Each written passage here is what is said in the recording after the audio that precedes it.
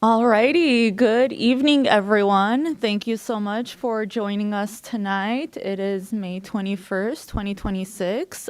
We will be hosting our community forum first for the pending Cleveland Knoll Historic District, and then we will be moving on to the HPC hearing portion of the meeting. We're happy to see so many of your beautiful faces here tonight. So, for tonight's agenda, you can find additional information, including the nomination prepared by the district proponents, a frequently asked questions section about historic districts, and additional information on engage.glendaleca.gov/Cleveland Knoll.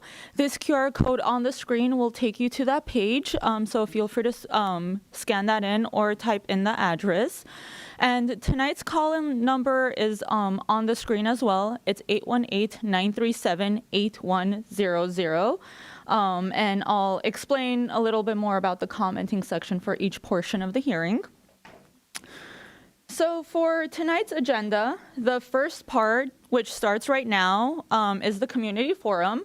We'll answer questions about, we'll first talk about what is a historic district. And then I'm going to pass the mic over to our consultant team, ARG. We have Mary Ringoff representing Architectural Resources Group to present their findings on the survey results. And then we'll have time for questions, answers, discussions, and comments.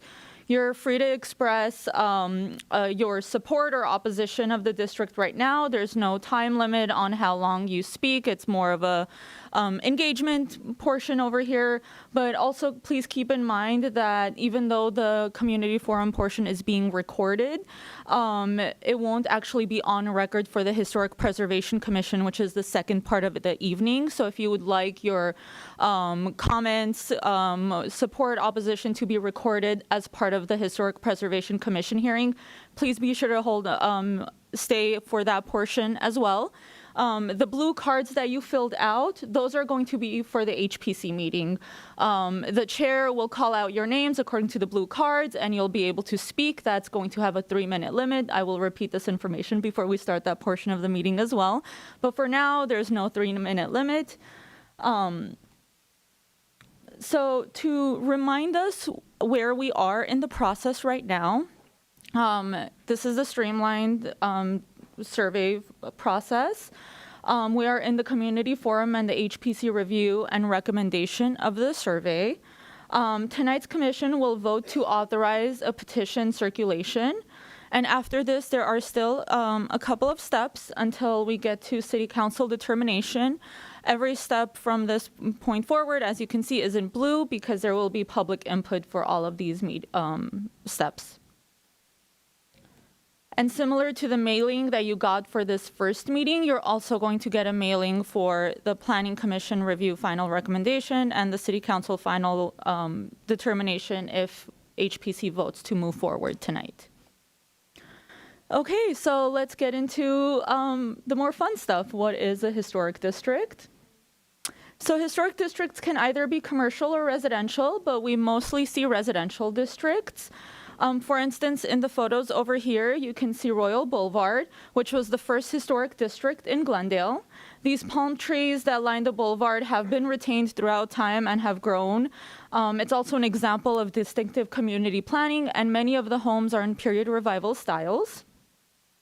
And historic districts don't necessarily have to be too large either. For instance, this is Cottage Grove in South Glendale. It's just a small street. It's a street long. But if you were to walk down the street, you wouldn't really feel like you're in any other portion of Glendale. My favorite thing to tell people is if you close your eyes and open them, do you feel like you've been transported to another era? And so it's almost like you're being transported to a quaint English town surrounded by Tudor revivals. Some other period revivals in there. But the homes basically don't necessarily have to be grand in order to be significant as a historic district. It's more about does this collection of homes tell a story about the city of Glendale's past? Currently, the city of Glendale has 9 existing historic districts. We have 2 pending and proposed in different portions of the application process, one of which is Cleveland Knoll tonight.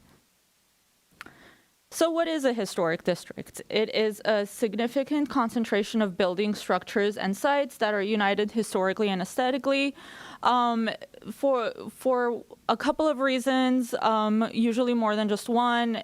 It's worthy of protection for its historic and or architectural importance. So whatever zoning that you're currently in, that does not change. It's simply just a zoning overlay. And so it's not going to change whatever zoning currently exists in your neighborhood. The Historic District Ordinance and the design guidelines for historic districts were approved by City Council at the end of 2006, and so there were some revisions adopted in 2019. So everything within historic districts are guided by these guidelines. We do have a copy of them today as well if you're interested in reading through it. There's also one available online. So why designate a historic district? It's oftentimes designated for various different reasons. I don't want to go through the entire list, but essentially there's a few different reasons. It protects the beauty of the city and improves the quality and physical environment. Certain alterations, additions, and new construction that may diminish the overall character of the neighborhood we use the design guidelines to inform us to avoid those kinds of changes in order to make sure that the neighborhood still retains its character. It ensures orderly and efficient growth, fosters civic pride, promotes public welfare. There's a lot of different reasons why communities choose to designate their neighborhood as a historic district. There are some common misconceptions. One of those is that historic districts freeze a neighborhood in time. That's not necessarily true. We do acknowledge that buildings change over the course of history, and the way that we also interact with certain spaces changes as well. And historic districts, historic preservation generally does take that into consideration. We only review parts of the house that are visible from the street. So if it's on the back, we don't necessarily look at it with the historic district design guidelines. However, that does not mean that you don't need to get permits or other types of design review. Every building in Glendale goes through a design review process. Those you'll still need the proper permits and applications for, but historic review only applies to what's visible from the street. We don't review interior alterations. Permits will still be required, but we don't have any historic review specific for interiors. So in a district, essentially the changes are managed by the city to make sure that the overall historic character and the character defining features of the property is still retained. So what are going to be the next steps? If HPC, after the community forum, if the Historic Preservation Commission votes to move forward, firstly, they will review the historic context survey report draft that has been prepared by our consultant team. They will vote to authorize a circulation of a support petition, and that petition requires 50% or more homeowner support gathered within 6 months in order to proceed. If the HPC does vote to move forward, anyone who is not supporting the district may choose not to sign the support petition. However, if there is organized petition, a separate petition can be circulated. And then whatever comments the community provides to our consultant team and the city, either here or if you guys want to email us afterwards too, we will provide that to the consultant and they will revise the draft survey forms for your properties as well as the context report in order to take in and include your feedback. Now I'd like to turn the microphone over to Mary Ringhoff from Architectural Resources Group, and she will continue this presentation about the Cleveland Knoll Historic District. Thank you, guys.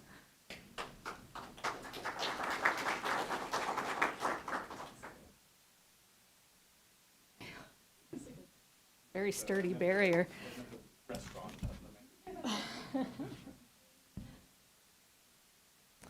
Good evening, everybody. Thank you for having me tonight. As Ani said, my name is Mary Ringhoff. I'm a senior associate at Architectural Resources Group in Los Angeles. And we were the city's consultant for this project for doing the survey of the Cleveland Knoll Potential Historic District. So just a general overview of our approach to these kinds of historic district surveys. We started out by reviewing background materials. This proposed district is in an area of the city which, as you know, also has immediately adjacent historic districts. So a lot of the sort of development history and larger context was very applicable from those other reports and nominations. So that gave us a really good start on the big picture. And then we did additional research from there, including primary sources, assessor data, newspapers, Sanborn fire insurance maps, historic photos, all of those kinds of things, whatever we can grab and whatever we can get from the history room.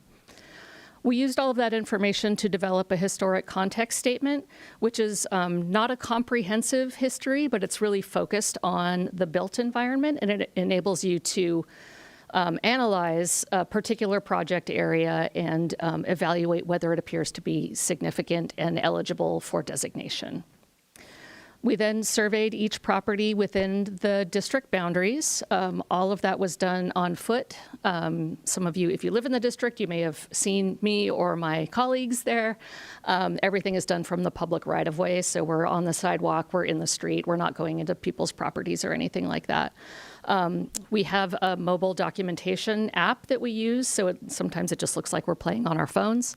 But we are taking pictures and we are taking notes of architectural features on the buildings, any visible alterations, property type, architectural style, all of that kind of information. And we pull all of that data together, and then we go through and we clean it up and we do additional follow-up research on each property to make sure we have as clear an idea as we can on the development history of each of the buildings. So at that point, we evaluated the eligibility of the district as a whole, which we use the context statement and other contexts for the city of Glendale.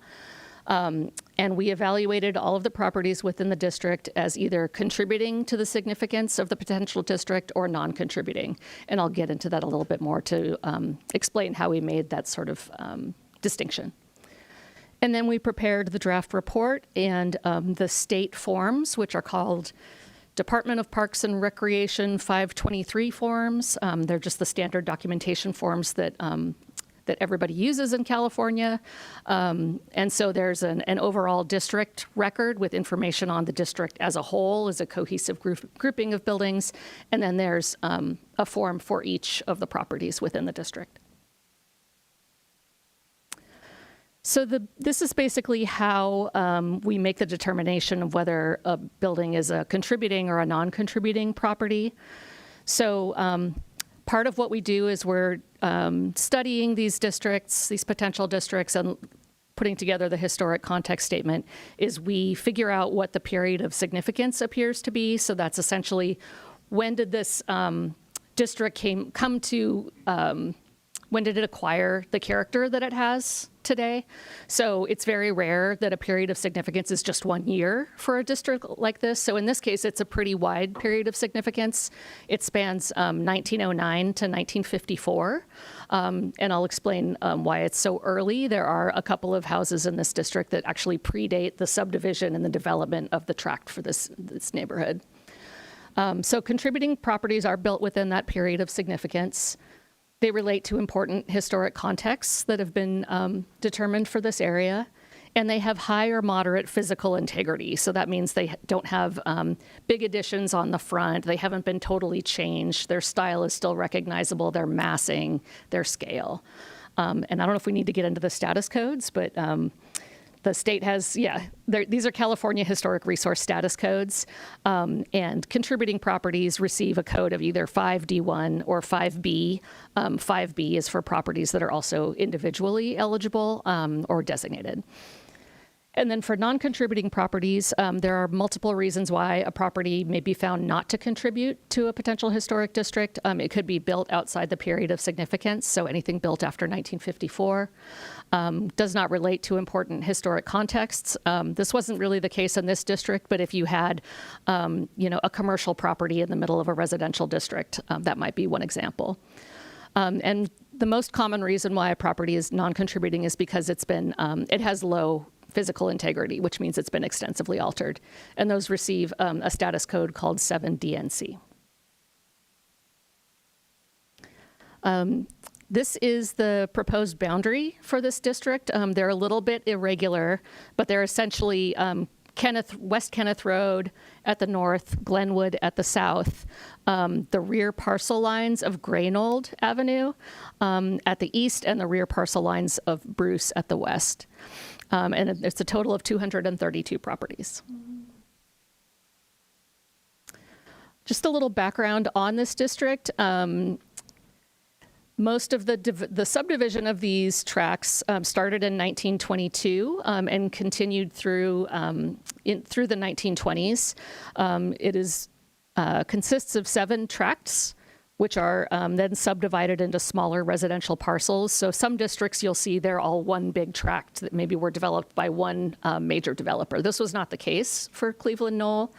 And when it was marketed, sort of tract by tract, they were done separately. So there's Cleveland Knoll. You can see this is a 1923 image from the Glendale Daily Press. Cleveland Knoll was kind of the part up in the northwest corner. Reynolds Kenneth Road was in the northeast corner, and then Vista del Mundo was essentially the southern half of the district. As I said, there are some properties that predate the 1920s subdivision of this area. There's the Taylor House at 1027 Glenwood Road. That's on the Glendale Register already. It's from 1873, and it was moved to its current location in the 1920s. We also have 1235 Glenwood Road, which is the Cole Carruthers house. It's a 1910 home that was moved to this area in 1931. It's also designated. 1131 Glenwood Road on the upper right corner, that's from 1910. And in the lower left corner, 1231 Glenwood Road was constructed at its current location in 1909. So it's essentially because this house was the first building constructed in this area that the period of significance starts at 1909. And the ones that were moved here, even though they're earlier, so you might think they don't fit within the period of significance, but they were moved to this district during its period of significance, in the 1920s and 1930s. And they also reflect sort of a larger pattern in Glendale of people moving houses around. It was actually pretty common. So we considered those to be contributing elements of the district. These are just a few examples of some of the architectural styles that are represented in Cleveland Knoll. It's primarily period revival, so those are the Spanish colonial revival houses, Tudor revival, Mediterranean revival, American colonial revival, those sort of typical lovely 20s and 30s styles that you see. There's also craftsman properties that are older. Those are more from the 1910s and maybe early 1920s. And then as you move into the later 30s, you start getting some minimal traditional properties. And also in the 40s and 50s, you get some of the traditional ranch properties, which are the more sort of low-slung, sort of barn-looking houses. But you are still getting these Spanish and Tudor and American colonial revival and other examples of the period revival style. So our analysis found that the district appears to be eligible for local district designation under 4 of the city's eligibility criteria. Criterion A exemplifies or reflects special elements of the city's cultural, social, economic, political, aesthetic, engineering, architectural, or natural history. Criterion C embodies distinctive characteristics of a style, type, period, or method of construction, or is a valuable example of the use of indigenous materials or craftsmanship. Criterion G reflects significant geographical patterns, including those associated with different eras of settlement and growth, transportation modes, or distinctive examples of park or community planning. And Criterion H, it conveys a sense of historic and architectural cohesiveness through its design, setting, materials, workmanship, or association. And as I mentioned, the period of significance was identified as 1909 to 1954. So the Glendale requirements for district eligibility start with the fact that it must have at least 60% contributing properties. We found that this potential district has 75% contributing properties. Of the 232 properties, 174 appear to be contributors, 57 are non-contributors, and 1 was not evaluated due to lack of visibility. It's a flag lot that we just couldn't see any of it at all. And back to Ani and Jay.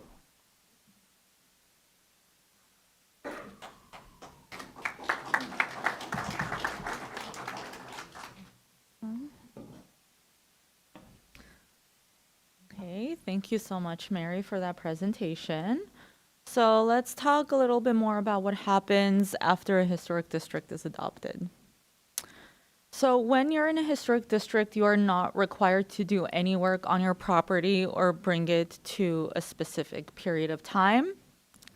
If you do any routine maintenance or repairs, for instance, if you're to accidentally break a window while you're playing ball with your kids, you don't need historic review for that. You can just go ahead and fix your window.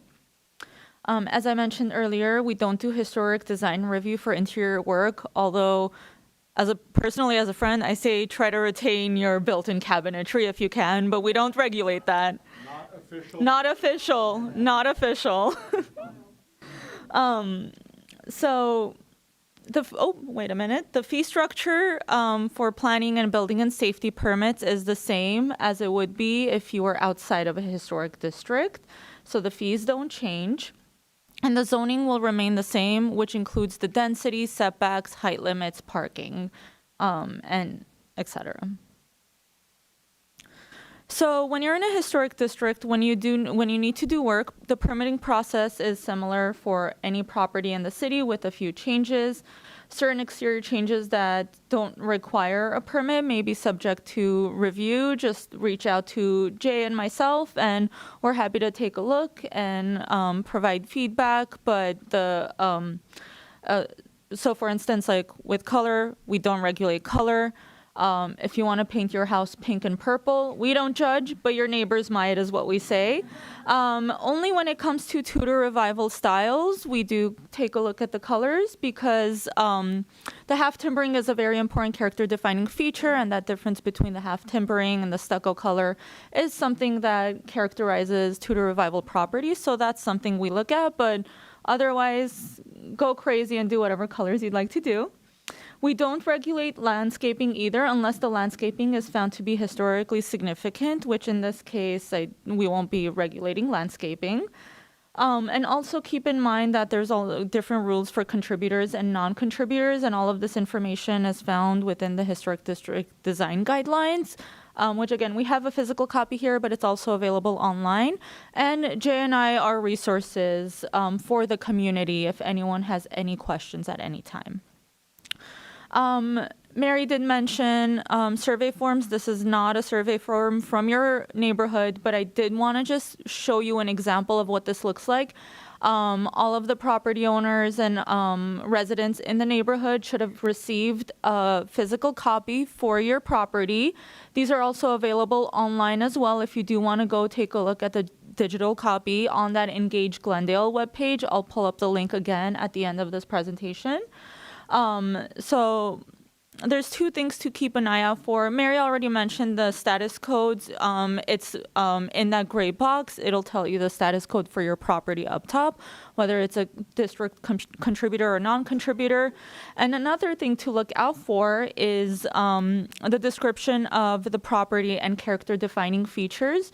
We do encourage you to read through your survey form for your own property. Make sure all of the information is correct. As we mentioned, this is, where our incredible survey team is getting a lot of steps in and walking up and down your neighborhood to record these properties. So maybe there's something that you know about your property that we don't know, and that would be very beneficial. So please feel free to reach out to us. And that is part of that process of taking in feedback from the community for the next round of revisions. So one of the most common questions that we receive is for window replacements is, I want to replace my windows. Can I replace my windows? And the answer is, yes, you can replace your windows. The design guidelines do have guidance based on architectural style. Like we mentioned earlier, historic review only applies to parts that are visible from the street. So if you want to do vinyl windows, you can do vinyl windows on the back where it's not visible from the street, but the front portions, we want to retain that historic character. So if you are replacing windows, similar grid pattern, it can be a different material. It doesn't necessarily have to be wood, let's say if your windows were wood, but maintain the exterior grids, have the same depth frame. So we can work with you on that, on making sure that whatever window proposal you have is compatible with the style of your house. And another question that we get is, can I add to my house? And the answer is yes, you can add to your house. These are a couple of examples of some of the successful two-story additions that we've had in historic districts that have not taken away from the character or the contributing status of the properties. So there are ways to do it. We do work with, if you guys have any questions or if you are thinking of projects, please feel free to reach out to us. We're happy to guide you through it and provide any answers to questions that you may have. And another frequently asked question about historic districts is new construction in historic districts. If it's possible, and it is possible, sometimes that does happen in historic districts. If maybe there's like an empty lot or if it's a non-contributing property. New construction happens. We have guidance on that in the historic district design guidelines as well. And we look at it, we make sure that it conforms with the setbacks of the neighborhood, the massing and the scale. We want to make sure that it also retains the rhythm of the neighborhood. So those are certain things that are taken into consideration when it comes to any potential infill development. But most of Glendale is pretty built out, especially in these neighborhoods. But again, that doesn't mean that it's not possible. I'm going to before we get to questions and comments, Jay, I believe, has some additional information to share. And then take it away. Thank you. I've kind of, in my own head, I'm Jay Platt, if you don't know me. In thinking about this, I want to acknowledge that historic districts can be complicated and they can be scary for people. And there's a lot of unknowns, like, oh, my neighborhood's going to change. The city's going to be doing something different than what was happening before. And we understand that. We appreciate that people don't always know what it means. And we also appreciate that some people just don't want to be in a historic district. And sometimes that's something you can learn and think about and maybe change or morph your opinion. And sometimes that opinion is going to stay with you forever. So we want you to know that whether you support the district or oppose the district, we're hearing from you tonight. The Historic Preservation Commission is hearing from you tonight. And ultimately, this is a public process that's going to go through not only the Preservation Commission, but also the Planning Commission, and ultimately to City Council. And a district is actually a zone change. So it's not a zone change the way we could say you can start building 10-story houses on your property, but it's a zone change, what we call a zoning overlay, meaning you're still an R1 single-family residential neighborhood, but you have this overlay of historic district. And what that means really is instead of having our citywide design guidelines be the guiding document for us as we work with you when you propose to make changes at your house, it shifts to the historic district design guidelines. For projects that are larger, like new construction or certain other major additions or things like that, instead of the design review board reviewing that application, the Historic Preservation Commission will review it. So there's a lot of misinformation that comes out in these discussions and in the neighborhood about districts. So part of our job tonight is to try to help you understand what's real and what may be either exaggerated or actually not true at all. So most of you probably received this flyer. I've heard that it was distributed through the neighborhood. And it reflects the opinions of someone who does not support a historic district. Like I said, we get that. A lot of the information in this flyer is not correct or is an exaggeration. So what I just said, one of the biggest fears some people have is all of a sudden there's going to be a different regulation. We're going to have to do things now that we didn't have to do before. We're suddenly going to be regulated. So we always try to remind you guys that in almost all cities, but certainly in Glendale, we have a zoning code. You can't do whatever you want even though you're the owner of your property. You can't build a certain size. You can't put a certain use into the property because we want to maintain these kind of comfortable residential neighborhoods. We want to keep our commercial businesses different from where the residences are. We want to keep our industrial uses away from where the residential neighborhoods are. So we have the zoning code, but what makes Glendale different from other cities, and that's why sometimes the fears that people have in other cities don't make as much sense in Glendale, because we have citywide design review. So no matter where you live in Glendale, when you want to change your windows we do design review on that application. And that's been directed by City Council for decades now. And so the idea, and I think it's, permanent, it may sound harmless, but it would impose permanent government control over your home. That's at the top left of this flyer that came out. That's very exaggerated. There's already governmental control through the zoning code, through the design review process. And so, and I don't want to, say that there won't be changes. One of the other big issues in historic districts, and Ani mentioned this, is we can't allow vinyl windows on the fronts of houses and sometimes even on the sides that are close to the street. Most of you, when we have people in our historic neighborhoods who want to replace their windows, don't usually want to go to vinyl anyway. And the reason we say no to vinyl on the street, vinyl tends to be shiny, it tends to look plasticky. Most cities that have historic districts, not just in the Los Angeles area, but around the country, don't want you to replace your windows. Glendale is very lenient compared to other jurisdictions, other cities, in terms of, yeah, we'll let you replace your windows. We'll let you put in fiberglass windows, aluminum-clad wood windows. We can also let you put in new wood windows if your windows are deteriorated. And we also appreciate that a lot of you want to save energy, and you want to put in double-paned windows that are the new modern windows that help reduce heat gain and cold going out when you're trying to keep your house air conditioned in the summer. It also helps reduce noise if you're near a busy street. So when we were putting together our rules for Glendale, we recognized, okay, we want to respect that those are things that some people want to do, not everyone. So we kind of created these somewhat more lenient rules. So when you're hearing some of the fear factor stuff coming from in the neighborhood or outside the neighborhood, we still don't know who wrote this or where it came from. I'm not going to go on and talk about every item because I think that's, you may have questions, you may have read things in here or heard from other people. We don't know what your thoughts are right now. So instead of me going on with this, I don't want to waste time. We want to really just hear from you. So this is where we're transitioning to the questions, right? Yeah, so Ani and I will moderate the questions. What we're going to do, though, is we have a microphone. It's really important because this is a public event. It's being recorded, as you see, on GTV. So we need to have everyone who's looking at this in the future, because I counted 40-some people are here. There are a lot more people who own properties in the neighborhood who may not have been able to attend tonight, who may not be able to be watching.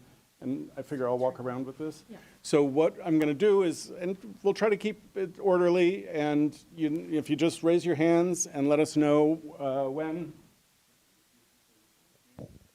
Let us know. Can you hear me? Working? We're having some weird issues. Let's see over. Oh, it is working. Yeah. Okay. So also talk loudly in case this isn't working perfectly. Then maybe the other mics will pick you up. So you're our first question. Great. Thank you. My name is Sarman Nabolian. We own a property on Bruce Avenue. So my question is, virtually, as you alluded, all of the properties in this potential district fall in the R1 zone, which is already subject to design review mandates, which applies to any exterior work that is visible from public right-of-way. That includes window type. You said vinyl windows are not allowed, window shape, grids, material to be used for exterior changes, and general guidelines that are there to ensure that any modification aligns to the character of the neighborhood and the surrounding homes. So that already exists. So what does a historical district overlay add to that? Does it just shift the responsibility from DRB to HPB, or does it add further restrictions to ones that already exist through the planning department? Thanks. Yes, in the big picture, the design responsibility shifts from DRB to HPC, but at that level, we never talk about windows. So you mentioned windows specifically. Around the city, we have our residential window replacement guidelines. So everyone in the city who wants to replace a window needs to get permits for that, and permits are the thing that kicks in design review. So if you want to replace your windows and you're in a neighborhood that none of us would ever look at and say, that looks like a historic neighborhood, you still need a permit to replace your windows, and we still do design review. So in those, let's call those the non-historic neighborhoods, we allow vinyl windows, but we also don't allow certain other things. When you want the grids, if your windows have grids, those dividers that make it look like it's different pieces of glass, we only allow grids if you want them to be on the outside, if they're put on the outside of the glass. If you don't want grids, we don't make you put grids. If you want to have a window that's called a retrofit or a Z-bar window that has a big kind of wide frame around the outside and you kind of push it into the opening, you take out the old windows, you push that into the old opening, we don't allow Z-bar windows in non-historic neighborhoods if they're visible from the street. On properties that were built before the late 1950s, say, we don't allow sliding windows. So we have, even for the non-historic district neighborhoods, we still have rules. The two things that are the biggest changes in a historic district, no vinyl when we see it from the street, maybe if it's pushed far back, but that's a special case. And we do case-by-case review, so that means that we're taking into account special considerations for each property. We write rules and we write guidelines, but then we find something that's, whoa, that's a little different, or, hey, we can't really see that window all the way at the back, so why are we telling you what to do with it? So we try to be realistic about things like that.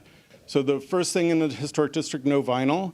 The other thing is we try to keep, if you have your original window still in place, so say you have the up and down windows and say it has grids, the new windows should be up and down windows with grids that match the pattern that was there. A lot of houses have lost their, say in 1962, someone took out the old windows and put in new windows. That's where we use our professional expertise to say, okay, you're in a Spanish colonial revival house. Those usually have either casement windows or up and down windows, and they usually have a certain grid pattern. The grid pattern of a Spanish colonial is often different than the grid pattern for a Tudor revival. So we use our expertise, me, Ani, and other colleagues who work on windows, and we ask that you bring back that look. So one of the goals of historic districts is to slowly, over time, bring houses that have previously been changed closer to their historic appearance. And the other goal is to keep houses that haven't changed that much close to their original appearance while still allowing certain kinds of changes. So I don't want to pretend like a vinyl window costs the same as a fiberglass window. You will pay more for a fiberglass window. That is just how it is. And City Council knows that. We've approved 9 historic districts so far. And what I find, because we work with people changing things all the time, it's often the people who are flipping houses who are most outraged about this, rather than the people who live in the neighborhood. And one thing, I'll just mention this now since I have the mic and you don't, and we didn't cover it a second ago. One of the reasons that I think historic districts are important for neighborhoods is because it gives you a sense of predictability. You kind of know that changes are not going to be huge changes. You're not going to have someone tear down a house and build a big box next to you. In Glendale, we try to avoid that in general, but most people who buy a house, you buy the house, you love the house, great school district, but a lot of people also take into account, hey, it's a nice neighborhood. It's a good-looking neighborhood, hopefully. And that's why so many people who support districts want districts, because once you start seeing those bad changes coming that take away from the historic quality of the neighborhood, if you don't have protections, it's possible that it's just going to grow and grow over time. So that was someone else back here, but I'll come back to you. Hold on one second, please. Thank you. Sorry, it's like... Okay, so given what you just said, why not take the homes that are right now considered non-contributors and include them so that as they make changes going forward, you're bringing them back to the original, what they were originally? If you exclude them now, they're never going to be required to make any changes that bring them back into a original window or whatever made them look like they were originally, if you just right now exclude them? Sorry, I'm gonna need to repeat it. I was looking at our Oh, code. then I'll take care of it. So. saying? Yeah, totally. If you Yeah. said you don't look at the ones that are non-contributors and make them Yeah. prove for any change. Why would we leave those just dangling out there? So that's not quite where we are with non-contributors. We have, in the Historic District Guidelines, we have a set of guidelines for non-contributors specifically. So what we don't do is make an owner change it back and make it look like 1927 all over again. If an owner wants to do that, we're happy to work with you to do that, and we'll give you all of our advice if you need it, or expertise, whatever we've got. But for the owners who don't want to do that, but still want to make changes to a non-contributor, we, the best example is also windows just are such an issue in neighborhoods in general. So if most of the windows in the neighborhood are rectangular openings that are taller than they are wide, which tends to be windows from the 20s and 30s, and someone wants to come along and just put a big row of windows on their non-contributing house, we would work to avoid that. And the other issue that I didn't mention is if staff can't work with you on something, you have the ability to bring a proposal to the Historic Preservation Commission. So you still have another bite to try to get something that you're interested in that we just say, that doesn't quite meet the guidelines. And maybe HPC would say, it's close. And if you don't get the answer you want from HPC, you can appeal that decision to City Council. So in the city government process, there are avenues to kind of pursue what you want if you can't get it on your first attempt. But what you're saying is very true. But the other thing is, with a non-contributor, if someone wants to demolish their non-contributor and build a new house, we can allow that. That's okay, but the new house will have design review by HPC rather than DRB. And all new construction in Glendale goes through one of those two, or City Council in some cases. Just 1 second, because we had a question up here. We do have a caller, so I don't know if we want to pick up the caller now. Well, let's do the two that we've seen, and so I don't forget. Thank you. Talin Shahbazian, as my husband mentioned, we have a property on Bruce. My question is about SB 79, and maybe you mentioned it. Sorry, I walked in a bit late. I am trying to understand, well, I know that there's some steps that are still being taken, but I'm trying to understand how this is going to affect the historic district. My understanding is that by the bill allows the cities to make decision. I don't know if there's more you can provide information on that. Thank you. And for those who don't know, that's the bill that allows properties within half a mile of transit to be higher density, and where parking regulations are different. Yeah, that's a common concern / fear / issue all around the state. And so SB 79, like you said, would allow someone to see. We're talking about most of the lots in your neighborhood are probably 50 feet wide by 125 or 150 feet deep. So you can't build a big apartment building on that. But if someone were to buy 3 lots or 4 lots next door to each other, they could, under SB 79, build something bigger. SB 79 hasn't been finalized because a lot of cities around the state are pushing back. And in certain state laws that have come into play recently, there have been carve-outs for historic neighborhoods. SB 79, as of now, doesn't have a carve-out, but that's one of the things being discussed or when it's going to be implemented. So it's a legitimate concern, but as of now, most of your neighborhood is within half a mile of a major transit stop. I did a calculation, I can't remember, it was over 90% of, I think, your lots. There's a little corner at the northeast that kind of just missed the little boundary. If that passes at the state level, the city has very little latitude. What we can hope, though, is it's kind of hard to get 3 or 4 of you who all live next door to each other to sell your properties all at the same time so someone could build an apartment building. But I don't want to pretend that that's impossible. And with the right amount of money, you might start thinking about it. So I don't have an answer. We don't have an answer for you totally on that. But Glendale's among the cities that are talking to the state and trying to figure out, and also reminding the state. The state passes a lot of laws where there are a lot of unanticipated consequences that maybe if they start thinking about those a little more carefully, hopefully. So, okay, and then before we go to the caller, right over here, thanks. Yes, we live on Idlewood, and the house next to us was built in 1927, and it was built like a box. And I'm just wondering how that could have happened. This may be sort of a trivia. It could be you can actually see it there. It's like a box. It's right on the left there. I'm just. Yeah, starting in the 20s, when most of your neighborhood was developed, the styles that were really popular, Spanish, like Mary went through Spanish and Tudor and American Colonial Revival, and we call these as a group the period revival styles.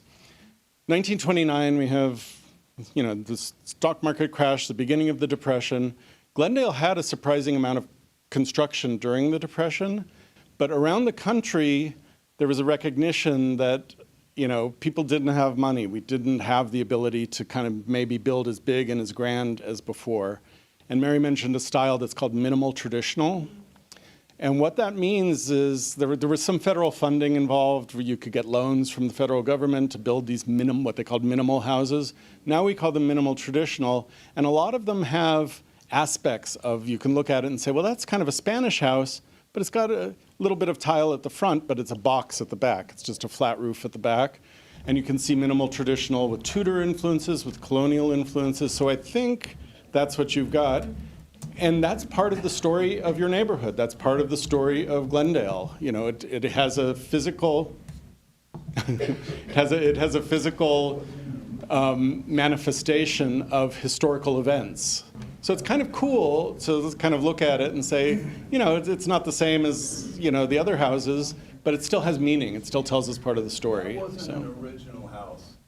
That one? Okay. Okay, well. They destroyed that decades ago. Okay. Okay, my answer B is someone messed up that house. But you do have some original flat-roofed houses that kind of look kind of boxy, so. I did a search on Zillow, and it says built in 1927. That may be a mistake. Or it could have been altered badly, so it's probably a non-contributor. Okay, everyone, Ani, if you could, what we're trying to do is balance. We have people on the phone calling in, so Ani's going to open up the phone line so we can hear from someone. So if we could be quiet, it'll come through the speakers here. Thank you so much. And it does seem like we now have 2 callers. So if we want to answer both of our callers. Alrighty. Vanessa, you're on the line. Can you hear us? Hi, Vanessa. Oh, wait a minute. Hi, Vanessa, can you hear us? Hello?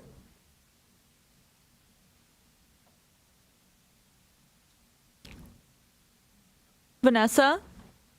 Sometimes they step away. Let me see. Why don't you put her on hold and go to the next caller, see if that one works? Hello?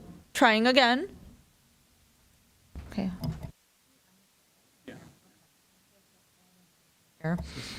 Okay. Hi, Ani. This is the Community Forum for Cleveland Knoll. If I can just have you state your name and please feel free to provide your comments or questions. Ruh-roh. Oh, no. That's not good.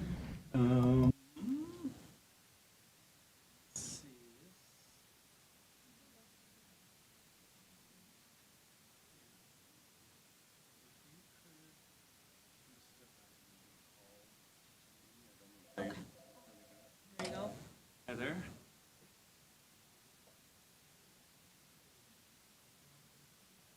We don't know. We thought we were doing the right thing by hitting answer. Go figure. Okay, is this working now?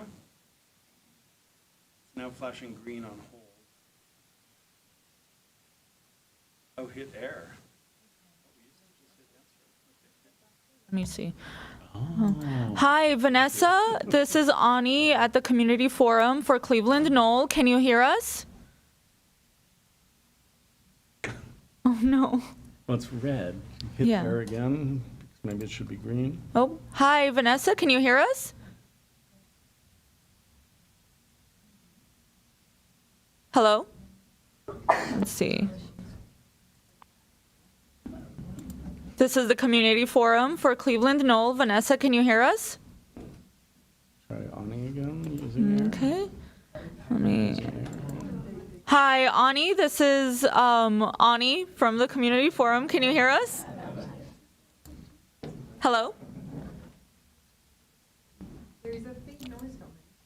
Okay, it seems like we're having some technical difficulties. Let's see if we can sort this out. So far, we only have 2 callers, so hopefully. Oh, well, wait, we have a third one now. The pressure's on.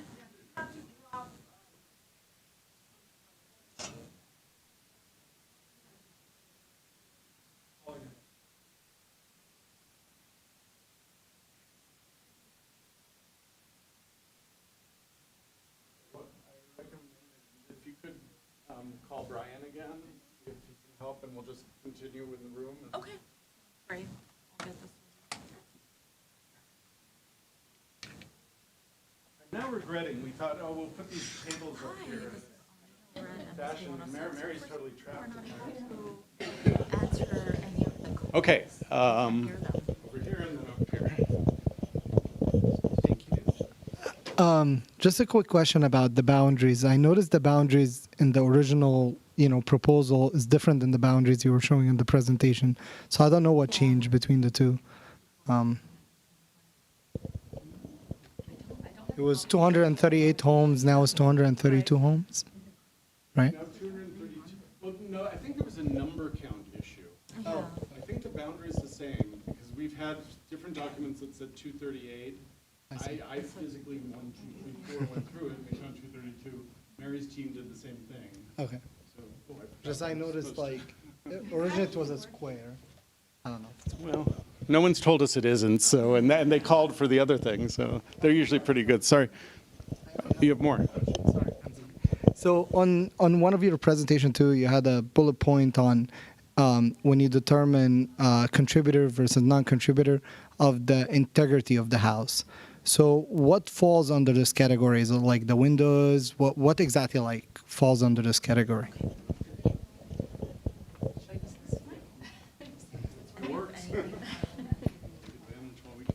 So just to repeat, the question was about what exactly would affect the integrity of a property such that it becomes a non-contributor.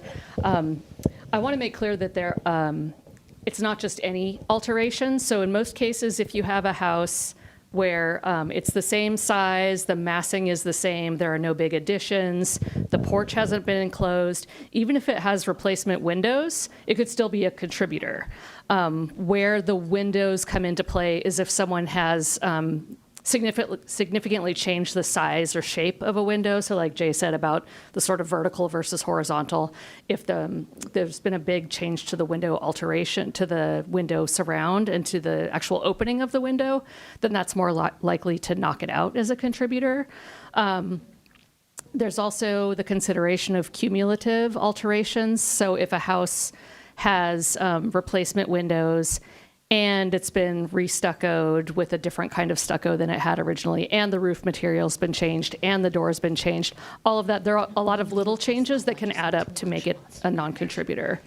But generally speaking, it's a little more erring on the side of being generous, of calling something a contributor, unless we can really document that that kind of change has happened, or unless it's really obvious from looking at it from the street.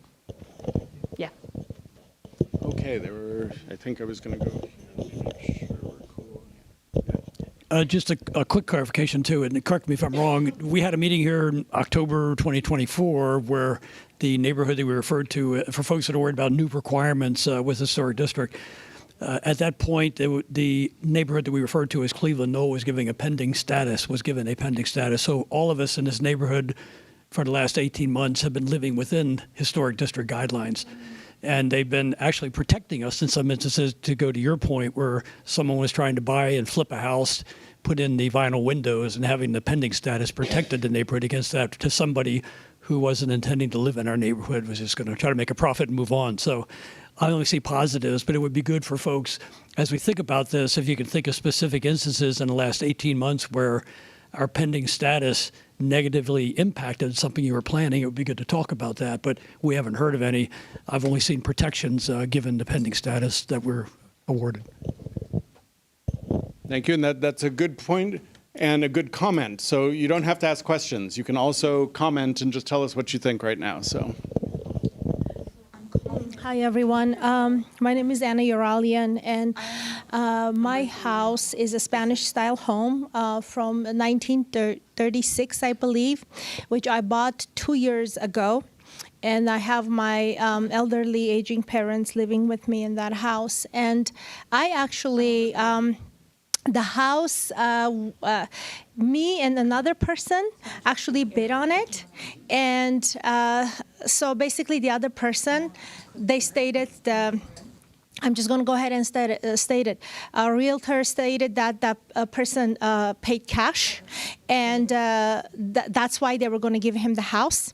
Make the long story short, 6-7 months later, he flipped the house, and then I bought it $200,000 more, unfortunately. So I know the predatory behaviors. I felt it on my own skin. But I am going to stay in that home, and my parents are going to stay in that home. And I want to also apply, and it is a Spanish style, and this person didn't really do anything. He just painted the walls and stuff like that and changed the floors, and I think he did add vinyl windows. He didn't even want to change the windows. The city required him to change windows before selling the home again. But I loved it so much, I ended up buying it later on. So I think it was a corrupt realtor that dealt with him, and basically nothing was really changed. Make the long story short, I do want to apply for Mills Act for my property. It's a Spanish-style home. It's nice, and I'm just wondering how would that process be, and if my neighborhood is in a historical. If we determine it's going to be in a historical district, I love it. It's near Kennett Village. Would it be easier for me to apply and also get approved for Mills Act? Thank you. Thank you. And just, I'm very surprised to hear that someone told you that the city forced the previous flipper to change the windows. We don't do that. So I think you... They didn't force him, but because, I don't know, there was something wrong with the windows or something like that, but he had to change it. And he changed it before I bought it. Okay. Yeah, and then there was an added sunroom that he tried to put in the, in the home, but there was no sunroom. I had to take out that sunroom, basically. Okay. For people... Exactly. Okay. Exactly. For people who don't know what the Mills Act is, it's a state law that allows cities to give property tax reduction contracts. So you sign a contract with the city saying, I'm going to preserve and protect my house at the highest level. In exchange for that, I'm going to have the county assessor lower my property taxes. In the past, the only way to get the Mills Act was to be on the Glendale Register. So that's still the easiest way. So you could talk to me and Ani. I think you may have talked to Ani already. Yes, I have. And so we can talk to you and look at your house and see, does it look like a possible candidate for the Glendale Register? A number of years ago, City Council directed us to create a program to allow Mills Act contracts for contributors in historic districts. It was tricky, and it didn't go so smoothly. So our office in community development has been told by council that they want to kind of revisit this, but we don't have a timeline for that. So right now, we're not going to be actively processing Mills Act applications for contributors. It's possible we'll pick that back up again, and we may know sometime later this year, I have a feeling, that it'll go back to council. So you just need to stay in touch with us and see what the status is, because right now it's kind of not so Definitely. Jay, if you don't mind, just if we Oh. can just try the call one more time. We are I still see having two technical hands. We'll come back to you difficulties. guys. Let's make sure we sort this out. Okay, I'm gonna try one more time. Hello, Joanna. This is Anya at the Community Forum for Cleveland Knoll. Can you hear us? Yes, I can. Oh Hi my there. goodness! Yay! Yay. Oh, great! Thank you so much, Joanna. If you don't mind stating your first and last name, and please feel free to provide comments or questions. Wonderful. I'm Joanna Pringle, and I'm afraid I don't live in Cleveland Knolls, but I live in Glendale. And I just feel so passionately that we need to preserve these wonderful gem neighborhoods in Glendale. Cleveland Knolls has that unique character that really sets our city apart from the generic urban sprawl and makes me and my family really proud to call Glendale home. So I think it really benefits everyone in Glendale to preserve these gems. And I so agree with Jay, as he said earlier in the forum, that it's an irreplaceable piece of our city's living history. So I really hope the commissioners vote to allow the proponents to see how many of the property owners want to make it a historic district and ensure it remains a vibrant, beautiful sanctuary for, generations to come. And that's it. Thank you. Thank you so much, Joanna, for your comment. Have a nice night. You're very welcome. You too. Okay. Ani, this is Ani over at the Community Forum. Can you hear us? Oh, hello, Ani? Alrighty, let me try. We have 2 more calls, so let me try them, but it seems like we're sorting things out. Hi, this is Ani over at the Community Forum for Cleveland Knoll. Can you hear us? No. Yes, can you hear me? Oh, yes, it's just ringing. One moment. Oh. Amber alert, okay. One moment, there's an Amber Alert in the room. Oh. I guess this thing's working. Alrighty, if you don't mind just stating your first and last name, and please feel free to provide your comments or questions. Of course. So my name is Ani Kosh. Nice to meet you, Ani, and everybody here. I grew up in Glendale knowing, we're all known as Anis. And so I wanted to comment on this because what I've encountered and seen is a passion here for preserving neighborhood, for preserving community. Everyone in this room cares about the character of our neighborhoods. This isn't on tonight's agenda, and I'll be brief, but what I want to bring to your attention is that there's also a change going on in our neighborhoods. Right now, it's slow. It isn't fully visible, and by the time it is, it'll be done. And the character of the city is changing because people who have lived in Glendale, who have lived alongside you, who have lived and worked amongst the families in this district and other ones. There are 188 households in Glendale, currently the most vulnerable ones, who are about to lose their federal housing vouchers. And they are the people who, for example, have been involved with your families as caretakers in the past. They've tended your homes. They have been the people who've made these blocks what they are. They are quietly, because of rising prices and predatory practices, as, for example, detailed earlier also, they are being pushed out of being able to continue living in Glendale. And we all know that Glendale is not like other cities in LA County. Homelessness in Glendale is a new concept, but it has risen over 13% in the past year. Chronic homelessness, the hardest to reverse, rose 44%, and it's been climbing. What is happening now is that 188 families in Glendale are about to, by the end of this year, potentially become homeless again and lose their subsidized rental subsidy. And these were your neighbors, or these were your caretakers. These were the people who have loved these neighborhoods. And right now, due to unfortunate circumstances in life, they are in need of help. There is money. There's LA County money that we could be using to help them. There's a lot going on here, and I wanted to flag your attention to this because there's a clean path to keep these households housed. We don't need to have our former neighbors, our friends, our distant relatives end up on the streets. We are seeing the change in Glendale and its character, slowly but surely if we don't take action to also preserve this part of our neighborhood. Glendale has always insisted it's different from the rest of LA. So I just wanted to flag this to your attention here, because the character of a place is more than just its windows, its roofs, it's who gets to stay. It's about who makes part of our community. So as it's part of us, I just ask to flag this to your attention. Contact your city council members, come to the housing authority meetings. We are all in this together. And I will always love looking at these windows as I walk by. I grew up here. I hope to own a home here myself someday too. And thank you for your time. Just wanted to flag this to you and bring it to your attention, because we don't want to end up like other parts of LA. Thank you, Ani, for your comments. Alrighty, we have, Jay, we have two more callers. Do we want? While it's working. Sounds great, yes. Hi there, this is Ani over at the Community Forum for Cleveland Knoll. You're on the air. If you can state your first name and last name, and please provide your questions or comments. Are you talking to me? Yes. My name is Lola Archer. I've since 1962, 64 years. The area under consideration is beautiful tree-lined streets, architecturally interesting single-family homes, green lawns that are extremely beneficial to the environment.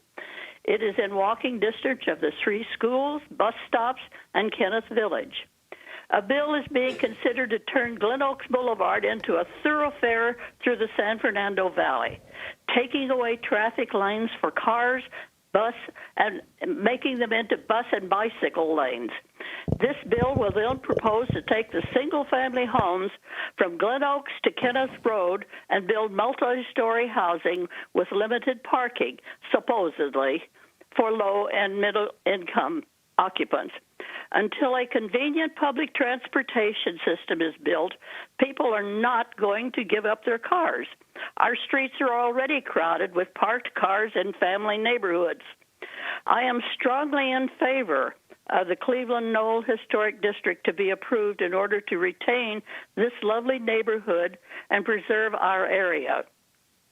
On my block alone, I have an ADU across the street, another around the corner on Olmsted and Gray Knoll, which has added much more street parking. Just below Kenneth, a house was sold, and the new owners were permitted to do some reconstruction. They exceeded the permit and were challenged. It stood fenced with the ugly green fence for several years, dealing with the Planning Commission before being torn down and rebuilt. I would like to see our charming residential homes retained for future generations. Thank you. Thank you so much. Alrighty, we have one more caller. Hi there, this is Ani at the Community Forum for Cleveland Knoll. You're on the air. If you can state your name and last name and provide your questions or comments. I assume this is me? Yes, it's you. Okay. Hi, Chris Miller. I have been in Glendale since I was born, 52-year on and off resident. I just inherited my parents' house not too long ago.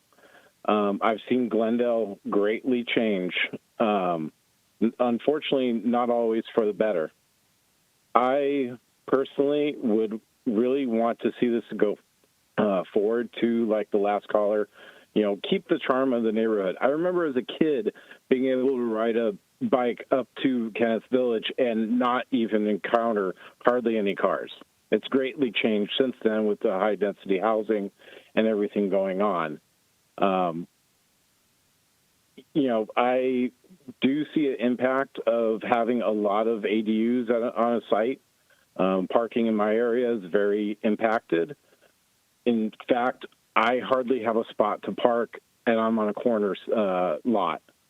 And for that fact, my cars are historic. You may know me if you think, and my neighbors call on me, and I constantly have to move my cars. But, I think this is important to do. And yes, my question is for the last caller about the mills tax reduction. Does that also apply to someone who's renting their house?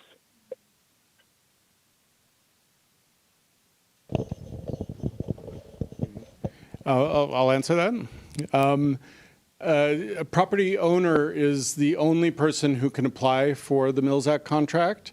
So if you're a renter, a lot of owners would be keen to have a property tax reduction. So you could discuss that with your landlord. But I just recommend that you wait a little bit till we kind of let things shake out and we understand where the program stands. So.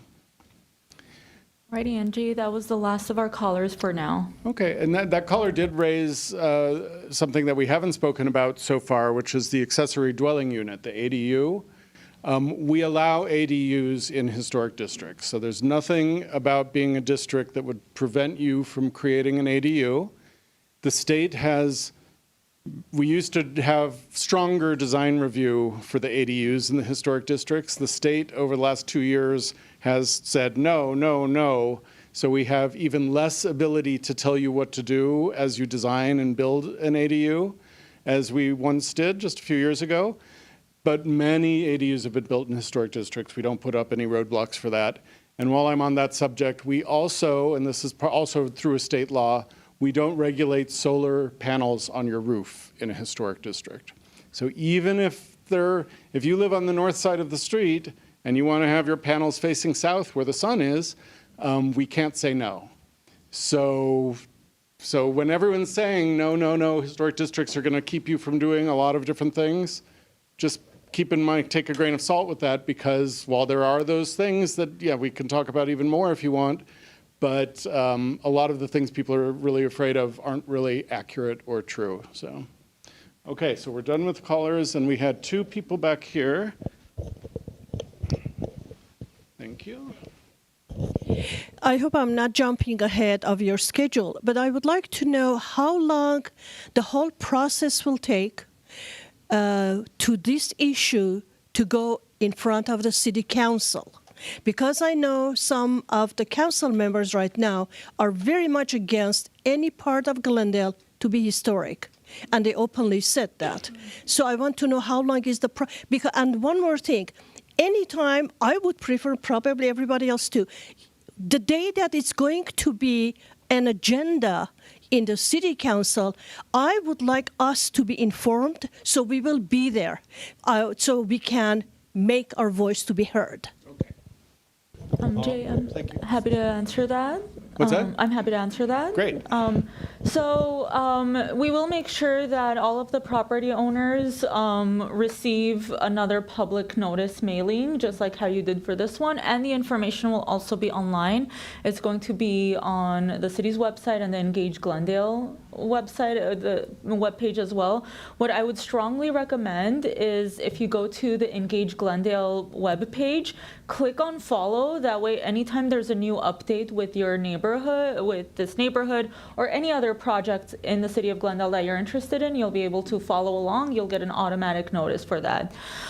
In terms of the process from this point forward, if tonight the Historic Preservation Commission votes to authorize the circulation of the petition, there's a 6-month time period from that point forward in order to circulate petitions for the historic district. So it also kind of depends at that point a little bit more on the community. After that, our consultant will be working on the revised draft, and city staff is going to review and work alongside them. And then once that point comes to have the Planning Commission hearing, which you will, similar to this meeting, you'll get that notice quite far in advance so that you can plan and prep for it to hopefully be there physically, but if not, at least call in. And then from that point on, depending on the determination given at Planning Commission, will be the next step to City Council. And one thing to add is we send out the mailings to not just the property owners, but in your neighborhood there are people who own a house, but they don't live there. They rent it out. So we also send it to the residents. The residents don't get a vote on the petition, but we just want to make sure everyone who's impacted by this, just as we were talking about, if you're a renter and you might say, I love this neighborhood, and you talk to your landlord and say, are you interested in supporting the district? Or do you oppose the district one way or the other? So we just want to be as open and transparent as possible with that. And to add on to that, before every mailing, we do also ensure that it is the most up-to-date information of property owners according to the assessor's website. And Jay, we do also have one more caller, so maybe after a couple of more of the physical in-person comments, we can answer the caller. I think there was someone back here. Yes. And just so you know, I know, even though it doesn't sound like I'm coming out of the speakers, they hear it at GTV where they're recording this. So. Hi, my name is Dr. Stacy Shepins-Nemec, and I am one of the residents on Glenwood and have lived in the neighborhood for almost 10 years. And mine is going to be a two-part question, one of which relates to an earlier comment about transparency around the disadvantages and negative impact that the historic district has on the people who may be there or who may move in afterwards, just so that people have a truly balanced and informed decision to make here, because right now the presentations have only really been about the advantages, and I know personally firsthand the disadvantages with even just at this pre-application stage or this application stage. So that's my first part. My second part is to explain why there isn't an opt-in option for current residents who moved into this neighborhood fully knowing, there's no HOA, we're here to preserve our home in its historic quality and value. We value that. Why can't we opt in now and then require people who move in later or come in to flip houses and all of the things, they have to abide by the historic overlay? I think that would be a fairer option for families and more realistic for families who aren't really getting the choice here, because it only took 3 people for this application to get started. And that doesn't represent the 238 homes who didn't start that process. So, thank you. Of course. And that's exactly, we try to present all sides, but sometimes in terms of the first part of your question, what are the disadvantages of a district? I tried to present the city's view that because Glendale is kind of unique in terms of having design review citywide, you're still going to have design review. It's just a little different, and it is more intense, and you can't put vinyl windows in. If you want to change your front door, outside in a regular neighborhood, non-historic area, if you want to change your front door and you're not changing the opening itself, you don't need a permit to put in a front door. Outside of a historic district, if you want to change your driveway paving or the little walkway from the sidewalk up to your front door, you don't need a permit, so there's no design. There's a design review fee, there's a fee for that, but not a design review process. So there are several things in the historic districts, and we forgot to bring down our brochures, but does anyone have a copy of the historic district pamphlet? If you could just hold that up. Yes, and I just want to see if you got that, because this pamphlet does talk about some of the things that are different, in historic districts, putting an awning on the front over the windows on your house, fences, driveways, walkways, and windows are the main things. Most of the time, changing a roof in a historic district, we allow you to change your roof, but we ask that it be very similar to the roof that was there, or appropriate to the style of your house if the roof had been changed inappropriately before. So the main disadvantages are there are a few things that many people never do on their property, but when you do, you may need to get a permit and permission that you wouldn't if you were outside of a district. And whether that's a good thing or a bad thing depends on where you stand on whether you like the idea of districts. Your question about the opt-in is really important, so we want to definitely talk about that. There's no historic district in the United States that I'm aware of that has an opt-in policy. The reason for that is if we're identifying an area that has a boundary and we're saying there's something different happening in this area than in other parts of the city, even close by, if we had an opt-out or an opt-in policy and we had little pock marks or donut holes or whatever might happen in that neighborhood where we'd say free for all, do whatever you want, build your big box, do whatever the zoning code allows, we would immediately start eroding the historic character that historic districts are trying to protect. But the answer to how do we justify the city even proposing this, because we have our rules and the way things are written focus on the process to help proponents, which does start out with just the 3 property owners who file the application, but they build support in the neighborhood. So when we bring this application to City Council, the code says that over 50% of the properties need to be participating in this petition. And what that means is that if a house is owned by 2 people, both people who own that house need to sign the petition in order for that to count as 1 vote that's counted toward the 50% plus. But many years ago, we had a city council member who was like, listen, if I'm sitting at this dais, which he isn't any longer, if I'm at this dais and someone comes in with 55%, I'm not going to vote for that. That's too close to half and half. That's too close to 50. So he used to tell people, I want to see applications come in at 70%. So we have guided every single group of applicants and proponents since that time to shoot for over 70. Many of our districts have gotten there, but a few haven't. And even when they haven't, City Council has still voted to designate them because enough people over that 50% threshold. So in a way, it is part of the democratic process, but I understand that not everyone's going to be happy with that. And we have a process for people who oppose a neighborhood. And Ani mentioned it on the slide, but I'll elaborate and answer questions if you have more. The easiest way to show that you don't support a district is to not sign the petition.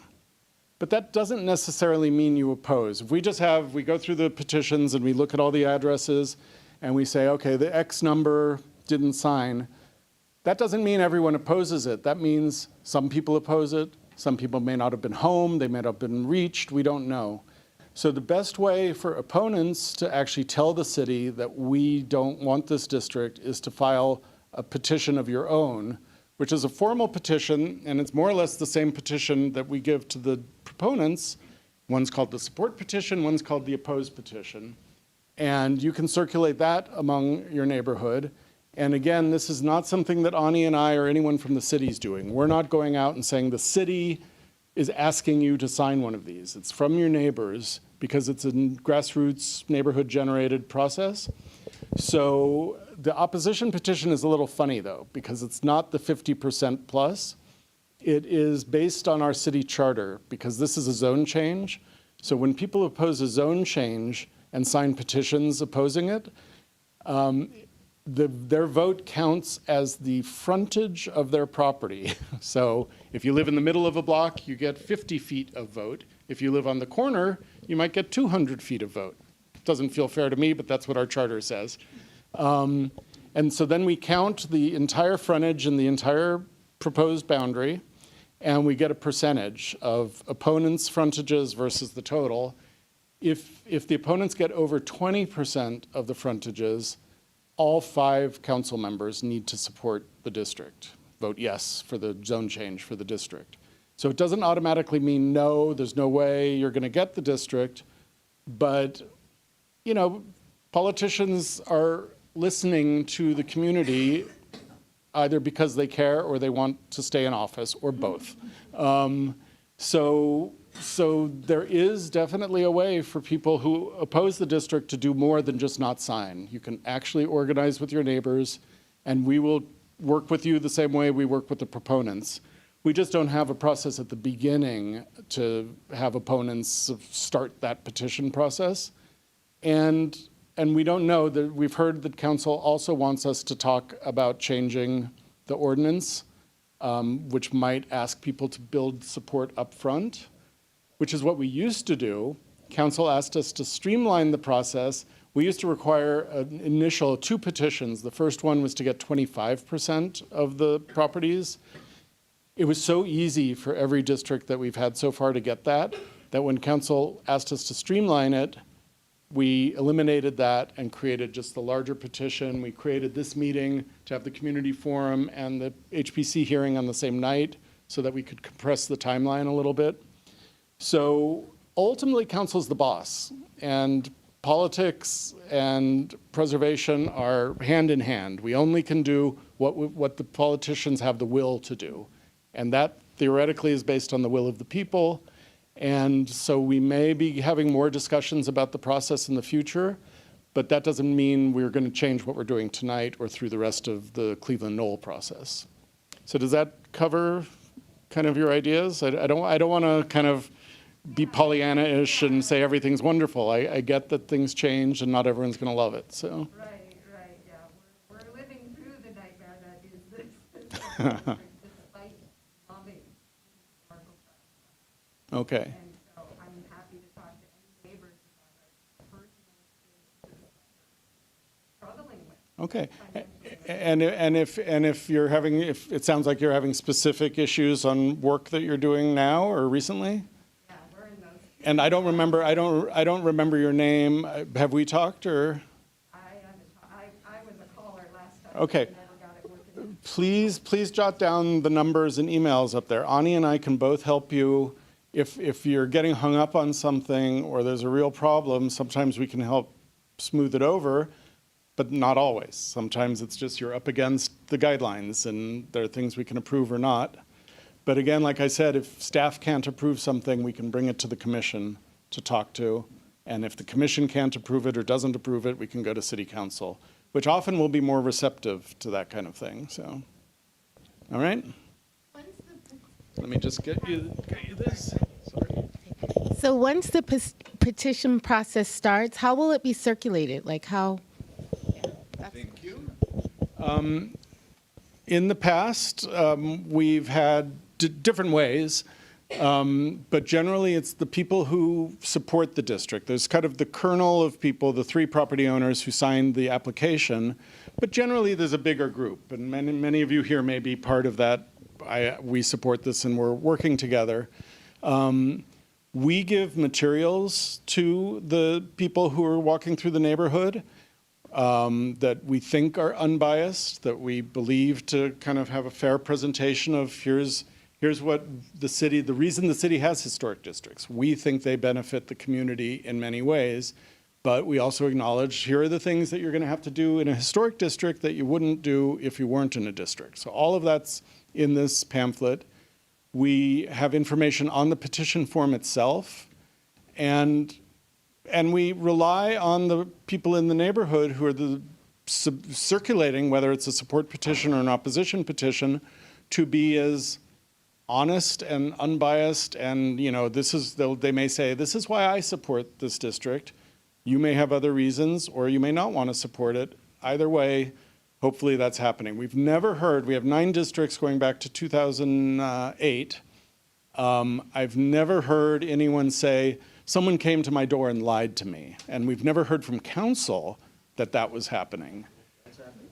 Not take proof, that has happened. Okay, well. And that's why I would like to. Sir, if you could just please wait, and then we'll hand this to you, and then you can have the floor. If it happens, hopefully it's a very rare occurrence. But that's how it works, basically. It's not the city coming and asking people to sign. We don't want to have any sense of coercion or pressure or anything like that. Does that cover it?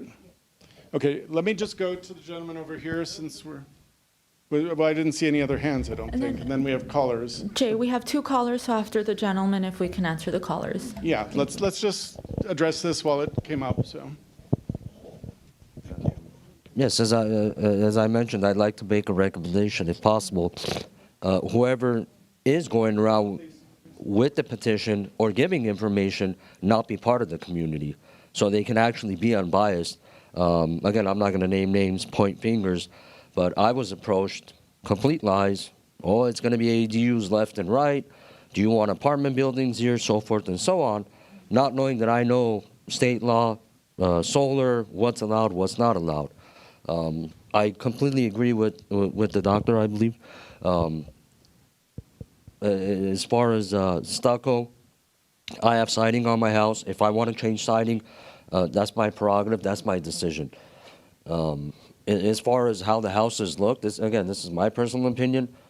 If I walk out, I don't like how my neighbor's house looks, I'll look down, I'll get in my car, it is what it is. I drive through neighborhoods, I go to work in neighborhoods that are safe, are not safe. Well, I don't make everyone change, whatever they're doing or whatnot. I understand some people's concerns, but there is a lot of misinformation going back to it safeguards the welfare of the community. How, in God's good name, does a historic designation safeguard the welfare of a community? So using certain fancy words like that is just not right. Again, I might have money now. I can pay for the expensive material. 10, 20, 30, 40 years later, I might not have that money, and vinyl is probably the only way to go for me to be able to keep my house. Making a decision now, great. We all have memories. I've been in that specific community for about area past 30 years. I've made my memories. If in getting older, I'll make more memories. But if my children or the next generation coming in, we need to let them make their own memories too. And again, the gentleman that called regarding the classic cars, I have classic cars too. I've had many of them. I make sure I buy enough where I can fit it on my driveway in my garage. Are we going to pass a law saying, hey, you're not allowed to have more than 3 cars because now you're taking a parking space? So I think this has to be fair and unbiased all around. And certain things just are not adding up at this point, for me personally, and looking into the future, not only today. Thank you very much for that.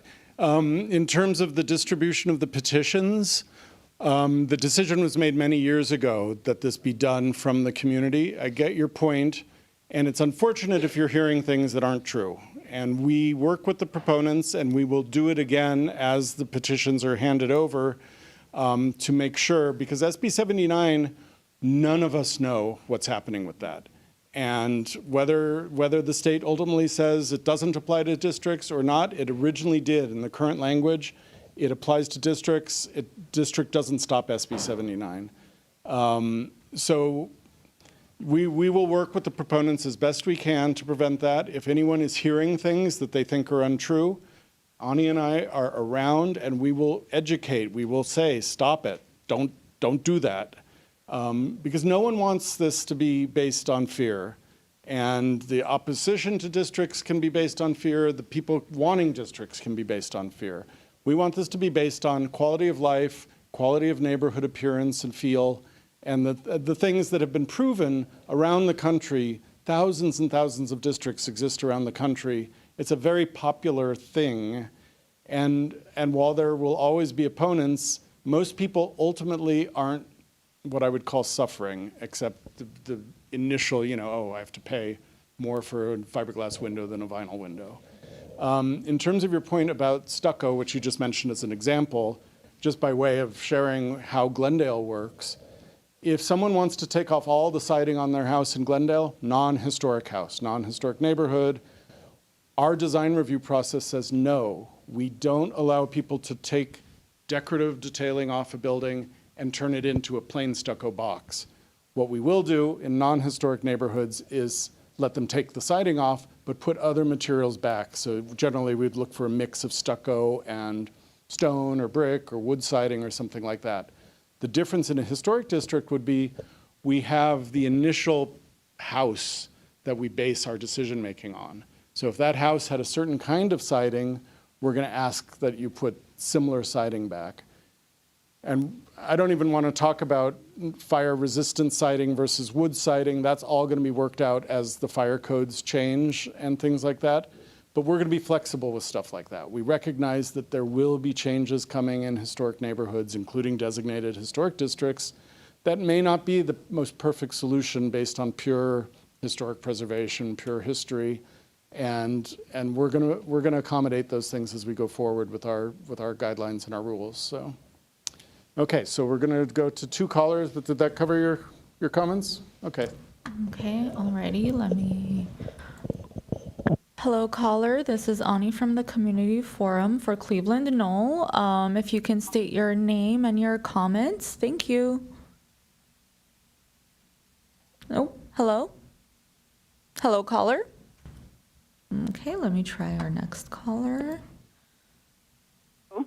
Hello, caller. This is Ani Hello? from the Community Forum for Cleveland Knoll. Can you hear us? Hello? Hello, can you hear me? I can hear you. If you don't mind stating Yes. your name and My your name comment. is Roseanne Calava, and I'm calling to state my support for the proposed Cleveland Knoll Historic District. And I do support, I can't be there, sorry, but I do support the Historic Preservation Commission committee, or the preservation of the historic area. Is that all I have to say? Thank you. Oh. Okay, I'm going to try the other caller one more time. Hello, caller. You're on the air with the Cleveland Knoll Community Forum. Can you hear us? Hello? Alrighty, so I guess. Yeah. We lost one of the callers, or hopefully if you are still listening in, please feel free to call back. But that was the end of our callers for now. Thank you. The other hands before, but I see hands now. We'll come back to them. Oh, okay, sorry. So I've heard around of something that's called historic landmarking versus the historic overlay that we were doing. And I'm going to say what I've heard, and you correct me if I'm wrong, but landmarking is basically like if somebody likes their home, their own property, like to be evaluated to be a historic landmark, right? They go through a separate process, and, you know, that's their prerogative. That's what they need for their home. And then there is what we're doing here, the historic overlay that applies to the whole neighborhood, right? So I just want to like ask that question: is that true for a lot of the homeowners that are like would like their homes to be historic and things like that?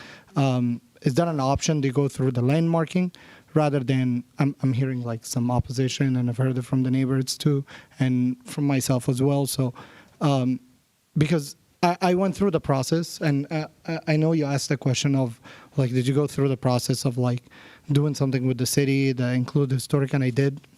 And it was a lot of back and forth. It wasn't smooth sailing, right?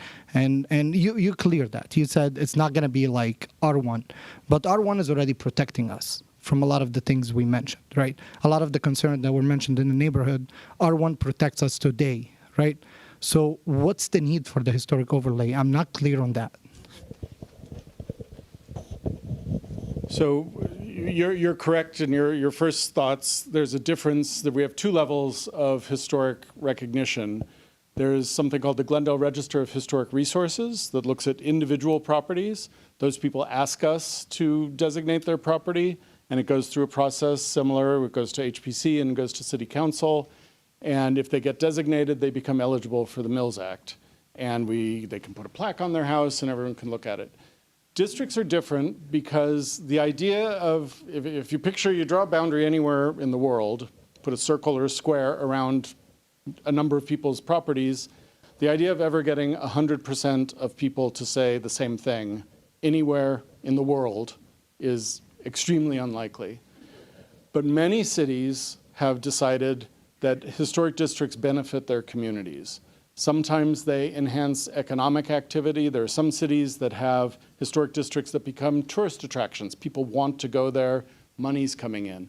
I'm not going to say that's happening in Glendale. Maybe to some degree, people may want to see, hey, when I travel, I like to go look at historic districts. But the idea of a district is, different people have different reasons. But at the city level, the city council years ago recognized the voices of members of the community who were saying, hey, things are changing really quickly. And we're getting some pretty massive, I'll just say ugly, I don't know what the word is. We're getting houses that don't feel like the rest of the neighborhood.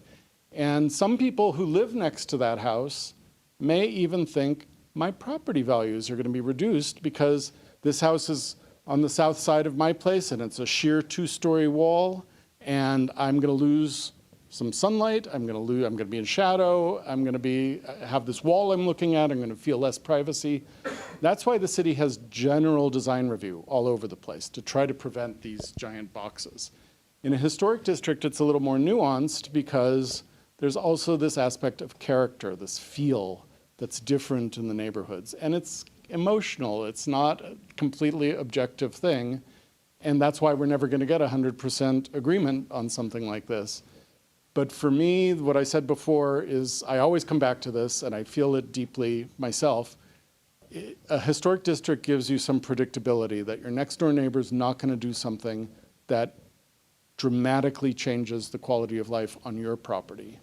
And it's that predictability that I think is desirable. And you could talk to, after the meeting, you can talk to people and ask them, why do you like this? Why do you support this? You'll get different answers. So I can't give you any more than that, but that's part of it. There's an emotional component to this that we can't, quantify. So. Yeah, but your example of the house next door, Mm-hmm. so they was R1. That can't happen, right? Well, it's more with our design review. It's harder to build a sheer 2-story wall that spans from front to back because we do design review everywhere in Glendale. In other cities, the idea of a historic district is a little maybe different because that 2-story wall can happen and does happen. But there are plenty of people who think even the houses that get approved by the design review board are still detrimental to the neighborhood. They're still not focused on the character, the features, the massing, the kind of visual qualities that historic neighborhoods have. And that's really why back in the day, City Council said, we hear you, we're going to create this process for districts, but we're going to make it as democratic as we can by looking to get at least 50% of the properties buying into it. And like I said, it's not a written rule, and Council talked about changing it a few years ago to increase the number. The number's still 50%, but even if someone comes in at 53%, I'm going to go, is this really going to make it? So we really do encourage the proponents to really work to, because a lot of people you find they're not home, well, go back. Try again. And they may support or they may oppose. We don't know. But Patrick, you're okay? So just a quick comment about R1. Technically, R1 no longer exists because the state of California, when you guys were all sheltered in and protected by COVID, and you didn't have a voice at that time, decided to pass SB 9 and SB 10. SB 9 allows any lot to be 4 units. Without questions asked, all you need is a driveway that connects the front 2 houses to the back 2 homes. And SB 10 also allows up to 10 units to be built if you're in a rich transit area. But the good news is a historic district blocks those. So R1 technically no longer exists. Anyone can actually do 4 units in Glendale. Thank you for that. Even the state ADU law, in a way, kind of turned things from R1 into 2 units on a lot. But that point is well made. I think SB 9 has not had the impact that we were expecting when it passed. It's not really playing out in the neighborhoods in the way that people feared. But we do have the carve out there, and that's one of the reasons people are hoping to get a carve out for SB 79. So. Okay. As long as we need.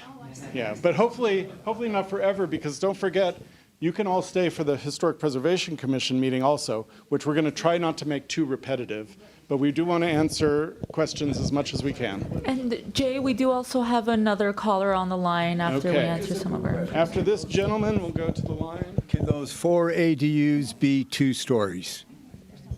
You can only have, in a R1 neighborhood, you can only have 1 ADU.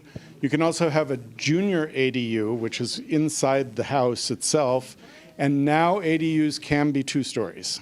The state has we fought against that, but the state says we have to allow 2-story ADUs. We haven't seen many of them yet, especially in our historic neighborhoods, but there's a certain point where the state does things and we can't. So Everyone, I know it's getting a little late. So why do we have two neighbors that have two ADUs in our neighborhood? I don't know. They can have up to 4. No, that's SB 9. SB 9 isn't playing out in historic districts. So How many can they have? 1 I'm not an expert on ADU, and it changes every year. So bear with me. If I'm wrong about that and you want to call me and we can talk about it, I'll double check. Until recently, at least, you could have one ADU on a single family lot, and you could also have one junior ADU. So you can convert your garage into an ADU, and you can also convert part of your house into an ADU. What's called a junior ADU, a JADU. The freestanding ADU can be 2 stories. You can demolish your garage and build a 2-story ADU. The ADU on the house, if your house is already 2 stories, part of your 2-story house can be cut inside. It doesn't change the massing of the house. It changes. So a single story can't have a 2-story ADU. A single-story house can have a 2-story ADU. Yeah. So. On top of the garage. Okay. AD, like I said, I'm not a total expert on ADUs, but I think I'm pretty close. So an ADU in a historic district that is 2 stories, like the garage, and you build it up, and you could see it from the street, that's possible? Is that possible? Let's just say we fought it. We fought it. We work with our city attorneys. Our city attorneys talk to Sacramento. Other cities are going through the same thing. Lots of cities didn't want this. The state, because we're in a housing crisis that I think is more of an affordability crisis, and we don't know what the rents are on ADUs. We've tried to figure that out, but it's really hard. So our hands are tied ultimately for some of this. Hopefully, a lot of people who do ADUs, think about yourselves. If your older parents are getting older and you want them to live with you, and they need a certain amount of space, most people who love their house are going to want their ADU to look nice. So most people aren't just doing the most bargain basement stucco box that you can. And like I said, we don't allow stucco boxes on regular houses anywhere in Glendale, but if someone wants a stucco box ADU, we have actually at this point, we have nothing to say about it. So sorry about that, but talk to your state legislators. So. Jay, should we answer the caller, or is there? Caller is good, yes. Alrighty. Hi, caller, you're on the air. This is the Cleveland Knoll Community Forum. Please state your name and your comments. Hi, this is Chris Miller again. I do have a comment. One thing that makes our district special is all the magnolia trees. As they're aging out and dying, I'm noticing that they're being replaced with other trees. If we become a historic district, will there be some kind of standard on the trees that can be placed in the district? Do you want me to do that, Ani? Yes, in a historic district, Mary's team has not only looked at all of your houses, but they've looked at all of the sidewalks. They've looked at the curbs. They've looked at the street trees. And a lot of streets in Glendale have magnolias on one block, pines on another block, palms on another block. And in each of our historic district designations in the survey, we identify that and keep track of it. So we also work with our Public Works Department, and the photo Ani showed right at the beginning of Royal Boulevard is the best example. Can you imagine if, as those palms age out, someone started planting magnolia trees? No, we need to have palm trees on that street. So we work as we hear, like we don't always know, like when a tree dies or is removed, Public Works, they have maps of our historic districts, but let's just say maybe they don't look at it or forget that it's there. We hear from the neighbors and we call them and we work with them to get the proper street trees put in. So, Jay, I am going to try one more caller just to see if they're still on the air before we move forward. Hello, caller, you're on the air. If you can state your name and your comment. Alrighty. Okay, we've tried a few times. Okay. Hey there, Jay. So some of you will see me on the other side of this in just a moment. or however long this takes, maybe another 3.5 hours. Hopefully not. I thought it would be better to bring this up here since it's kind of a general question or a general observation that, as some of the individuals who own houses here have brought up, and we've talked about a little bit, there's already design review in the city outside of, if you're never in a historic district. But one of the aspects of review within a historic district, or if you were a Glendale registered property, is what we call the Secretary of the Interior Standards for Rehabilitation. And I just wanted to know if you could maybe talk about that, since it's kind of a general difference between regular design review, and then how that process typically works with districts, just to let everyone know. Thank you. So Daniel is referencing a federal document from the National Park Service. The National Park Service is at the federal level kind of in charge of historic preservation issues, and things they do in Washington trickle down to the states and then trickle down to the cities that have preservation programs. There's a document called the Secretary of the Interior Standards for Rehabilitation. It's a series of 10 kind of guiding principles that help us determine what the best philosophical approach is to helping people do work on their houses. The historic district guidelines are based directly on those standards. So, and they're even, well, they just are melded throughout our document. So they play a part in our daily, Ani and I pretty much every day are doing design review, working with property owners in historic districts or the Glendale registers. So we're applying those standards, we're using them regularly, more often through the guidelines though. And ultimately they're kind of wonky and they're broadly drawn, so we don't throw them out to the community that much because it's much easier to read something about when you have a red clay tile roof, you should replace it with a similar red clay tile roof. Instead of reading standard 6, instead of replacement, you should repair rather than replace. You should, there's a whole series of guidance of what you need to do using the standards. So anyways, that's the gist of it. They're in our document already. All right. It's the commissioner hour. We're just starting I'm also on the commission, but I wanted to address something from one of the members of the public, which is getting a property on the Glendale Register of Historic Resources. That register has been around for 49 years, I believe, and there are only a little over 150 properties on it. So I don't want people to think there was a suggestion, let people who have historic homes, just apply for the Glendale Register and get their house or property on it. It's a much higher standard. It's not just that you have an older home and it's in a certain revival style. It really has a much higher threshold. And so it isn't as if 5 people on my block are going to be able to come to Jay and Ani and say, oh, we want to be on the register. Our homes, and most of the homes, I would say, in Cleveland Knoll would not be eligible. We've got 2 right now that are on the register, but they were actually moved there. Anyway, it's very different.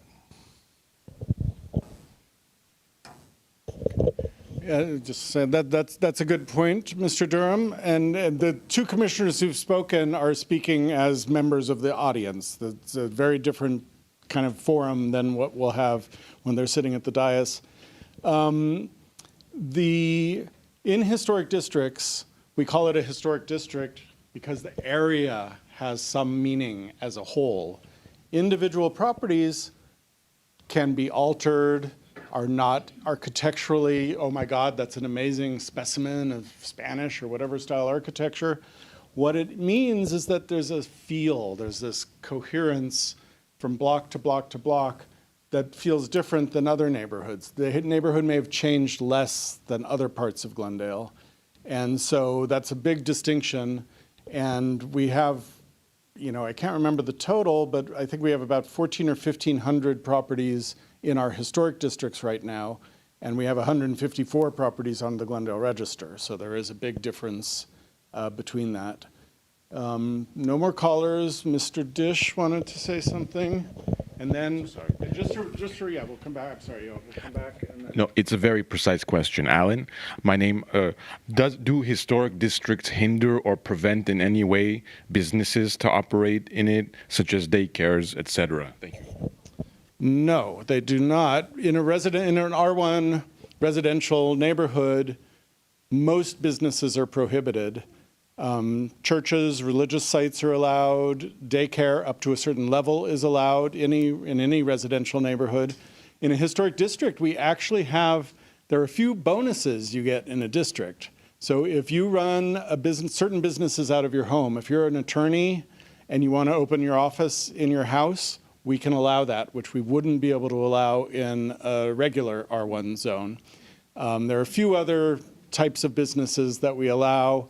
We have different parking requirements in a historic district, so we don't make you, if you have a one-car garage and you put an addition on your house in a regular part of the city, and this rule is changing, I guess, but as an example of the past, if you had a single-car garage and you put an addition on your house, you'd need to tear that down and build a two-car garage. We don't do that anymore because we want you to be able to keep your old single-car garage. How many of those are left in Glendale? Very few, so it's not a major issue, but we do have a few perks that are specific to historic. Hi, thanks, Jay. Mary, can I ask you some questions? First, and I don't know if you want to speak for yourself or if you want to speak for whatever company you work for, but how many of these have you done in Glendale? This is my first historic district in Glendale. Have you've done other ones outside of Glendale? Yeah, my firm, ARG, has done 4 or 5, at this point. But personally, this is the first one that I've managed in Glendale. Have you ever not found one to be eligible? I don't think so. I mean, usually... Well, that's true. Yes, so we are right now conducting a larger scale survey of the east-west Glendale area. And I know that Verdugo Woodlands was being considered as a historic district. And as we looked at it in the survey, we didn't find that it held up as a historic district. Can you say more about why that was? It was because there wasn't the same cohesive quality in that area, and keeping in mind that we're not just looking at architecture, so it doesn't have to be like beautiful architecture. Verdugo Woodlands was composed of multiple tracts that were more divergent in character, time period, and appearance than Cleveland Knoll and some of these other kinds of districts. It's also a larger area, so that's what's going to happen. You have sort of the flats and the higher up areas. But overall, what we were finding was that there was more infill of newer buildings in the Verdugo Woodlands proposed area, and there was also more of the individual properties had significant alterations that reduced their physical integrity. Okay. Could I just add on to that? Before, and this is true in other cities as well as Glendale, before we hire a consultant, which the city is paying money to hire the consultant, we vet proposals before we even get to that level. So staff will look at this, and if staff looks at a neighborhood and says, I don't think there's a district here, sometimes the people who are asking the question will just say, okay, I tried. If you don't agree, you don't agree. But they have every right to continue to apply for the process. And if they do successfully get an application in, first we review the application. So first there's the visual assessment. Does it look like it has contributors? Does it look like it's different than other areas? If we pass that, then the applicants are required to provide a historical background on the neighborhood. That's pretty intense. It's something, a lot of people do a lot of good work to put the application together. Staff doesn't do it, and often they do it themselves without hiring a consultant. We review that and see, does that story make sense? Does that tell us something about the neighborhood? Before we hire a consultant, then we bring it to the Historic Preservation Commission for the initial hearing. The commission looks at it in a public forum where everyone's noticed, including people 500 feet outside the district at that initial stage. And we bring it to HPC to say, does this look like it could be a district? Does it look like it may be? So once we get through that process, if everyone's saying, yes, it looks like, yes, it might be, yes, it seems plausible, it's more likely that it's going to go to the consultant and they're going to say, yeah, it does look like a district, because we at the staff level are professionals. Historic Preservation Commission members, if they're not professionals in the field, they've been looking, they've been thinking, they have an appreciation for the history of the city. So it's not like you get paid and you say yes, if that's where you were going. No, I'm just guessing. Just understanding the process. And is it possible, Ani, I don't know if this is you, can we pull up the map that showed the contributing and non-contributing? Because I just have one more question for Mary, if you will indulge me. Let me know when to stop, whichever slide you're thinking of. Oh, this one? Yeah. On this, I'm to assume the green are the contributing and the blue are the non-contributing? Correct. I don't know if this is going to be a question or a comment. We'll figure out where it ends up at the end. I can see 3 homes on that map that have had full house modernization renovations where the roof line's not the same, the materials of the outside of the house are not the same, they're black and white houses, but they're listed as contributing, and I'm trying to understand that. What? Oh, Jay wants to answer that question. Mary can't address it because we don't know which houses those are. I can point them out if it helps. No, but that's where me and Ani, and that's part of the reason we have this meeting. We had one of the people in this room, I believe, sent us a note saying, hey, the survey said my house is 1 story, but it's actually 2 stories. When people are in the field doing surveys, they don't always capture everything. In this case, the windows at the 2nd story that showed that it was 2 stories were kind of tucked around the side and then in the back, which you can't see when you're surveying from the street. Honest mistake. Part of the reason we do this is to fine tune the process. So if you know of 3 houses that you think aren't contributors, we're not going to say you're wrong. We're going to say, tell us what they are. We're going to share it with Mary. We're going to look at it. So. Yeah, no, and I'll get into it later, but there's reasons I bring that up. They're really easy for me to see because of where they are relative to the rest of the map. The reason I bring it up is because these, as an amateur sleuth, these are not, there's no question. They are not the same bones of the house that were originally there, and they're contributors. And that's what I'm trying to understand. Because like I said, since we are doing things from the public right of way, we miss stuff that we can't see. We haven't been in this neighborhood for a long period of time. So sometimes someone knows, oh, that happened 3 years ago. And if the work is good, sometimes it's hard to tell. So we really, I really want to ask people to let us know if you find any mistakes or anything that you disagree with. We would like to make sure that it's as accurate as possible. But I also want to share that those aren't necessarily mistakes. To be a contributor, you can either have high integrity or moderate integrity. Some changes we may look at and say, we still get it. Now, the 3 you're talking about, we may look at it and say, he's right, they're goners. But changes are allowed to be on contributors. There's no expectation of pristine, perfect houses. Those are the kinds of houses that are more likely for the Glendale Register than just being a district contributor. But if anyone, obviously I'm sure you're going to share with us what you're thinking, but if anyone has noticed any errors, or if any of the people going through the neighborhood, since this is a tiny subset of the ownership of the neighborhood, talk to your neighbors and ask them, because all of you received in the mail the survey form for your house, and then we also have it up online where you can look at the survey forms for the entire neighborhood, where you could actually pull those out and see what it says. We want this document to be as good as possible. No survey is perfect, ever.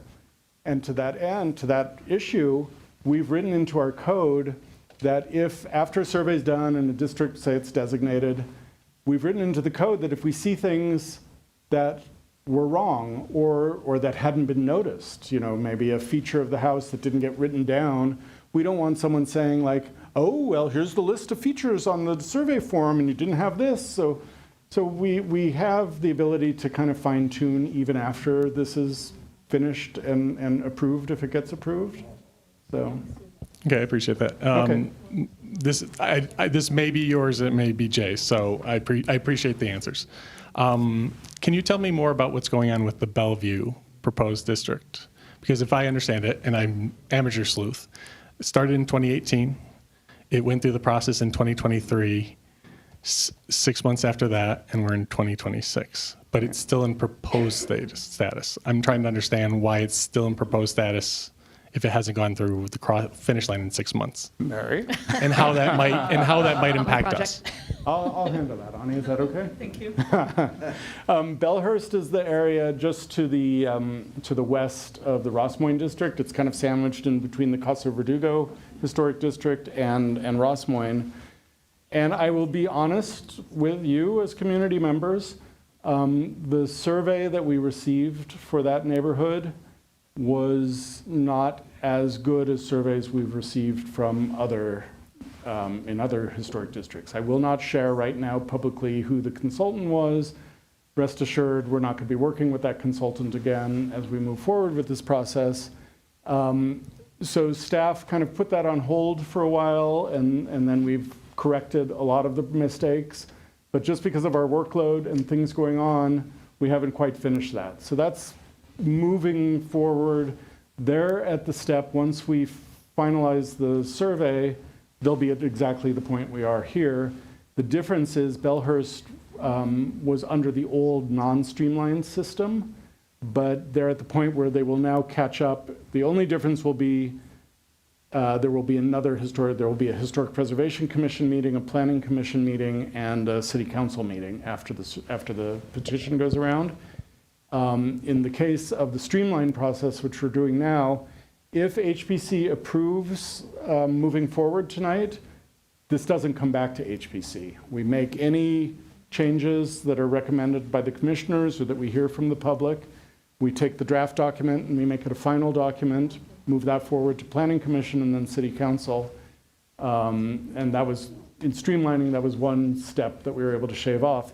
If HPC tonight feels that there's more work that needs to be done, or they heard from many people here, oh, I think there are problems with the survey, which we haven't heard yet except for maybe some isolated ones, they have the option, Ani, I don't know if you want to go back to the flow chart. Tonight, there is an option for HPC to ask for those changes to be brought back to a subsequent HPC meeting.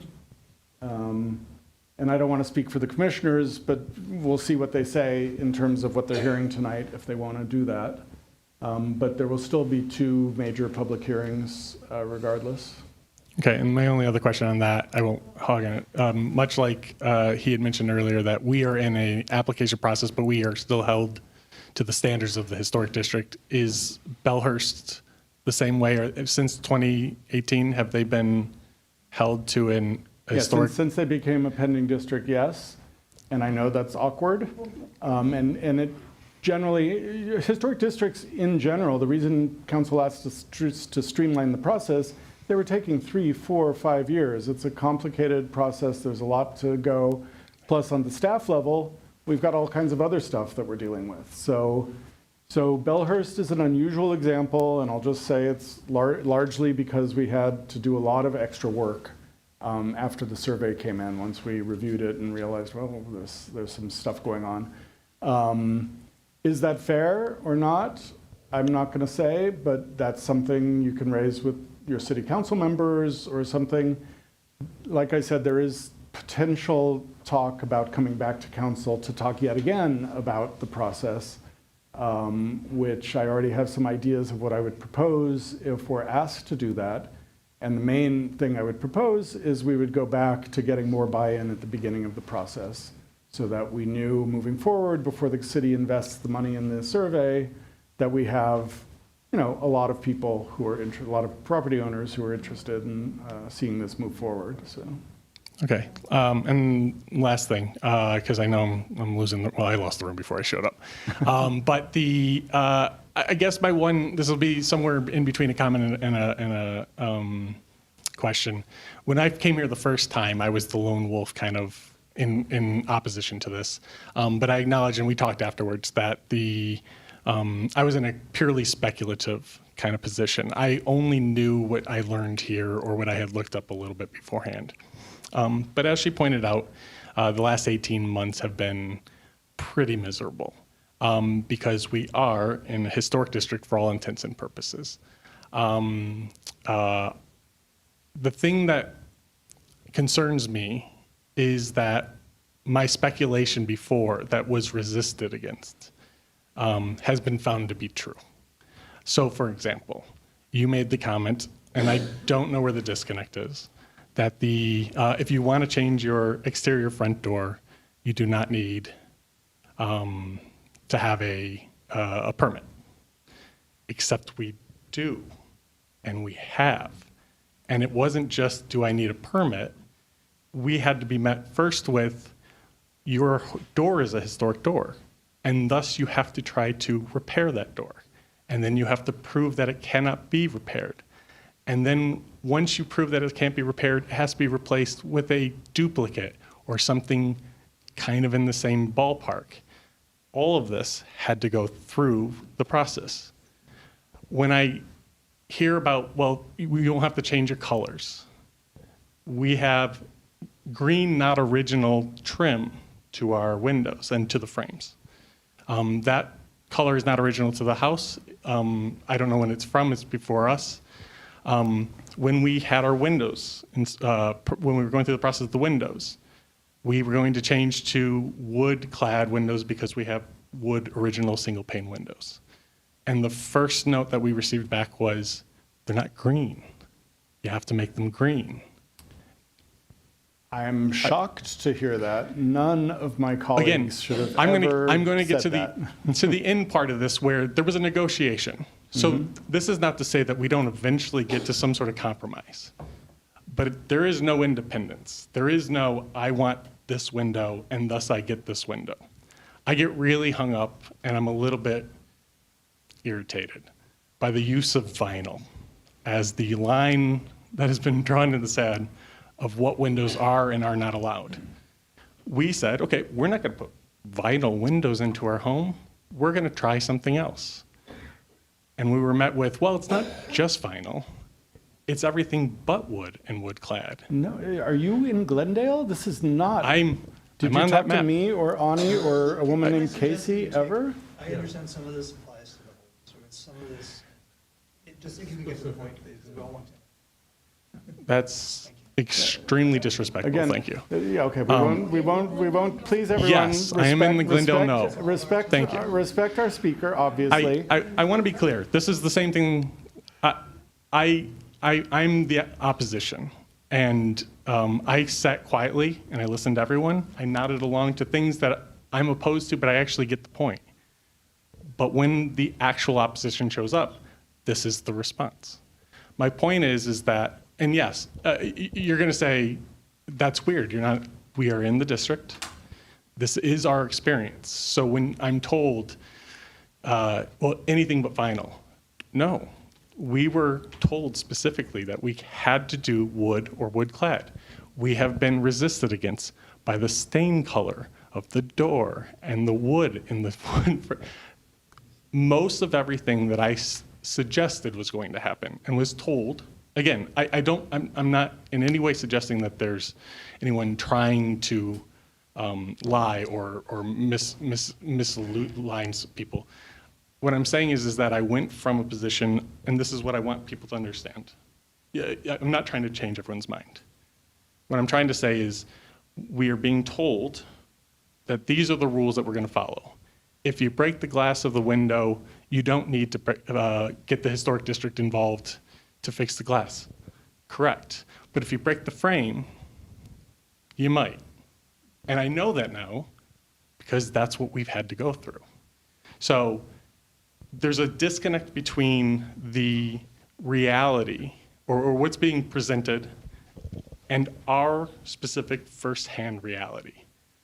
And if those two worlds could come back together, I'm not in any way suggesting the historic district comes down with an iron fist and says, you absolutely have to do everything we say. But the contrary to that, the other side of that coin, is that when you have a small project, or when you want to make a small change to your house, or you want to do some little thing that you think, this isn't a big deal, I don't need to do a permit. The alternative to that is you don't get to make that choice independently anymore. You have to at least consult or follow the rules, because if you don't consult and then somebody turns you in and says, hey, you did a change, you put stucco over that stone, that's not allowed. Fines, citations, and you have to replace it. And all I'm saying is that side of the story doesn't seem to be coming out. And I wish we could find a better balance of how we express the purpose of this. There's an innate bias to this. We are in front of a historic preservation society. Like, it's in the name. So I understand that we're going to go through the process. You've heard us, and I appreciate it. You're going to go up. We're going to go through the motions. And then we're going to go forward, and eventually we'll go to the 50% vote. What I'm hoping to express to other people is that the way it's portrayed, I can only speak for myself, has not been our experience. No. And I went from speculating it to now living it. And I appreciate you. Thank you. Okay, I'm glad that you shared that. Some of that shocks me, not even using that word hyperbolically. I cannot believe that any of my colleagues would have told you some of the things you're sharing. We're not going to litigate it here. I would love to talk to you both, or to you, just to hear what happened, look at, go back, because we have the drawings, we have the materials, we'll go back. I'm very curious, because that shouldn't be happening. And if one of our colleagues is kind of going rogue or in a position of ignorance and didn't check with the professional preservation staff here, that's a mistake. Something bad happened, and we don't want that to happen. Again, I don't want to be Pollyannish about historic districts, but we allow people to put in fiberglass windows all the time in historic districts. So I'm very surprised that someone told you that you have to put in a wood window. That's not our policy. It's not even written in black and white in our historic district guidelines. So, but I appreciate hearing that, and I hope you take me up on talking about it. I'm happy to talk to you afterwards. It was our first rejection. Okay. All right. If we could avoid kind of, I can't tell you guys what to say, but I don't think we need to get into anything. But if you have new thoughts or any other questions. No, actually, I don't. I want to get into it. I do want to get into it. I live on I own the property on 1339 Bruce Avenue. Okay. Permit records are public. Anybody can look them up. I encourage you to look it up. I am not a huge proponent of historical districts for many reasons. I came to this meeting kind of leaning to the no side of things, and then right now I'm kind of on the yes side of the whole issue. But I do want to be very clear. Last year I did a full exterior remodel of my property. We replaced the original wood windows with fiberglass windows. With a similar grid and character. I did a full stucco replacement. I did a full roof replacement. My home is currently labeled as non-contributing for those reasons, which I agree.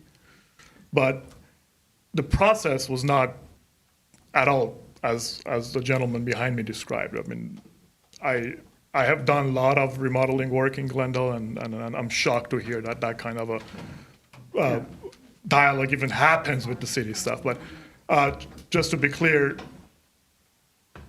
yes, you can put fiberglass windows in your property as long as you are tasteful about it, and yes, you can change your facade as long as you're tasteful about it. That has been my personal experience. Okay. Thank you. Just one second. Well, I don't have any more to say. Just real quick, I just want to share too that I experienced very close experience to you. It's been almost a year that I've been going back and forth, and it hasn't been an easy process at all. And I'm mainly working with the other department, but they are checking with you guys like on every little thing, and I had to go through a lot of back and forth. Things are not clear. I have to wait for weeks till they get back, and I've always been told by them that you guys are extremely busy, so I will have to wait because And I've been told also it's only two of you that work here and downstairs, or the other department. I don't know where it's the other department has like a lot more planners or something like that. It hasn't been easy for me. And having two kids, it was very hard to live through it, right? Where we had to move out a little bit, come back in, because things were not moving forward and I couldn't do any work, right? So I endured that pain, right? So I totally hear what you're saying, and I'm in the same boat. And that's why, like, simply why I'm kind of like opposing this. And I had to go on my own, do a lot of research to understand what is the difference. Why are we doing this? And I talked to a lot of neighbors, and neighbors told me, you know, we are doing this because we don't want the SB9 concern. We're doing this because we don't want apartment buildings being built next to you. But that's not permitted today. That's not being done today, right? So when that passes later on, and if we certainly want to revisit this, there is, by the way, today there's other avenues that we can do to prevent this from coming to us. But, I mean, it was decided we go this route, and that's fine. We'll go through the process, and we'll see. But I just want to share that I endured that pain, right? So I totally understand where you're coming from. Thank you. Going through the building permitting process is like going through a colonoscopy. Nobody wants to do this. It's sometimes awful. We cannot, everything is case by case, and I don't know what happened here, I don't know what happened there. Things do take a while, going through both the planning, the historic review, the building and safety process. People want things to happen faster than they do sometimes. Sometimes things move faster and more smoothly. Everything I can't address why that is. But based on what you said and what others have said, we have some proponents in the room right now. Please, proponents, and talk to everyone who's kind of going to be helping you with this petition circulation. Don't use SB 9. Don't use SB 79. Don't use these things as a tool to kind of convince people, because at this point, it's not accurate, and we don't know enough about SB 79. Talk about those emotional reasons. Talk about why people want to do this. But in your case, just like theirs, if you want to talk to me and Ani, and we can see what's going on, and if there's anything, because we have our phone numbers. Let's go back to the phone numbers to just leave it up there for the final. But I think this is winding down, and we do. I'll come. Just so everyone knows, the reason we let everyone speak and the reason we don't have a time limit here is because this is literally a community forum. We used to do this pre-COVID. We would meet in one of these rooms. We didn't televise it. We didn't have callers coming in. We just relied on the people who chose to come to the hearing, took time out of their evening to do it. Now it's easier for people to do this, and we still don't have, nearly, a real large percentage of the group. But just so you know why we're letting this continue is we truly want to just let everyone have their say. Well, I'm just curious to know whether or not the two individuals who experienced such a bad situation, whether or not they had a contractor or they were homeowners as, applying, because, when you're individually trying to do things and apply, you're not that knowledgeable and you cannot navigate through the city because you don't know. When you have a contractor who's more knowledgeable about the city, how they work, does that make a difference in the process? Maybe you can speak to that. Yeah, I would say that most people are working with someone on this. Some have better knowledge of the city. Glendale's different than other cities, but it can be a difficult process. We're not here, I get that that's an issue. Tonight is not focused on, how do I get a building permit? We're thinking about the historic district, but yeah, it can help, but most people are doing that. You have, like I just said, I don't want to stifle talk, but if you could just be. No. When I try to do things, it takes much more. We have to keep it on the microphone. Sure. So since we've had this house, we've had two primary things. The foundation was the first thing, and then now this project. And both times we had contractors. The first time was before any of this historic district stuff happened, and it is we all know the process of getting permits in the city, but it was significantly we received our permit for the foundation significantly earlier than we got through the process of the permitting for the historic district, from my experience. Foundations are easy. In a district, it's never an issue either, so. I just had a Wait, hold on, we got a easy one. 5 city councilmen out of 5 have to vote for this historic district. No, it's a zone change. 4 out of 5 have to vote for it to be implemented unless there's an opposition petition that's successful, that gets the 20% number that we talked about before. If an opposition petition gets that number, then 5, unanimous vote. Okay? No offense, but I think the city council is, I feel like we're spinning our wheels. There's an election coming up. Please get rid of them. Okay, that's not for us to talk about. Have I heard from everyone? Have we heard from everyone? Almost everyone. And don't forget, if you stay for the hearing, we can talk more. Question for the consultant. Okay, please, everyone, this might be our last. On the survey, as I was just skimming through it again, I didn't go one by one, where it says integrity, and then there was low and moderate. Would you happen to have a figure as to what percentage was low, what percentage was moderate? Because maybe it was just the couple of streets that I was looking at, it was low, low, low, low. I kind of got the feeling that we're kind of forcing them into, all right, get into the historical, and then kind of as time goes by, you'll detour and get back into the moderate, if not high. Or was there even a high? I didn't even see high. If you can kind of go, sorry to interrupt, the grading and what the percentages were, if there was a high, moderate, low, and yeah. So we don't have numbers broken out specifically. I mean, if you look at each form, it'll say low, moderate, or high integrity, but we didn't have counts of like high versus moderate because those are all contributors. So only non-contributors have low integrity. And so integrity is a whole other thing. So we're talking about the NPS and the sort of standards that they set. So there are 7 aspects of integrity that have been identified. And so we go through and look at all those 7 aspects of integrity. And so this is all, we try to be as objective as possible. And part of the way we're able to do that is that there are these set standards for how you look at integrity. So it's not just looking at the condition of a building, right? So if a building's kind of run down, it could be run down, but it could still have good integrity. It just has bad condition. So I just want to assure you that there are objective standards that we're using when we're trying to make those assessments. Okay. Ani, no more callers? No more callers. Okay. Thank you very much. I think we've heard, and I'm happy that we've heard, challenging questions and issues, and we've heard support.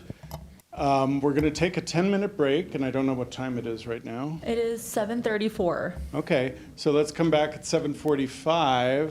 Is that 10 minutes almost? Around 7:45. We're going to pick up with the Historic Preservation Commission, which will be, we're going to have short presentations that are a little repetitive, but we kind of have to do it that way. If you submitted a blue card, we have it already. If you didn't submit a blue card and you want to speak to the Preservation Commission, please do that. And they're still on the table out here. And other than that, thanks for coming. Hopefully most, if not all of you, will stick around for the rest of the hearing. All right.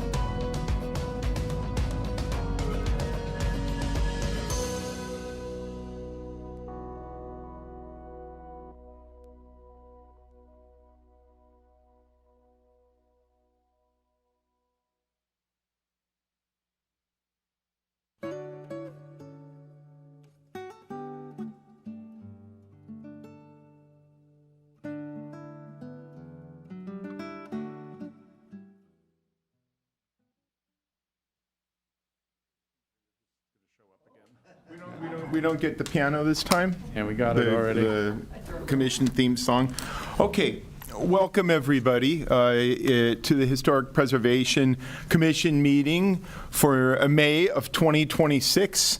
It is 7:51 p.m. and this commission meeting is going to be beginning now. Meetings are broadcast live on Glendale TV, viewable on Spectrum Cable, Channel 6, and AT&T U-verse Channel 99. Meetings are also streamed live in high definition on the city webpage, glendaleca.gov/live, on youtube.com/myglendale, and on Apple TV, Roku, Amazon Fire, iOS, and Android devices using a free app called Cablecast, and choosing Glendale TV from the menu. Meetings are also archived on the city website for viewing anytime at glendaleca.gov/agendas. Call 818-548-4013 for program schedules. For public comments and questions during the meeting, call 818-937-8100.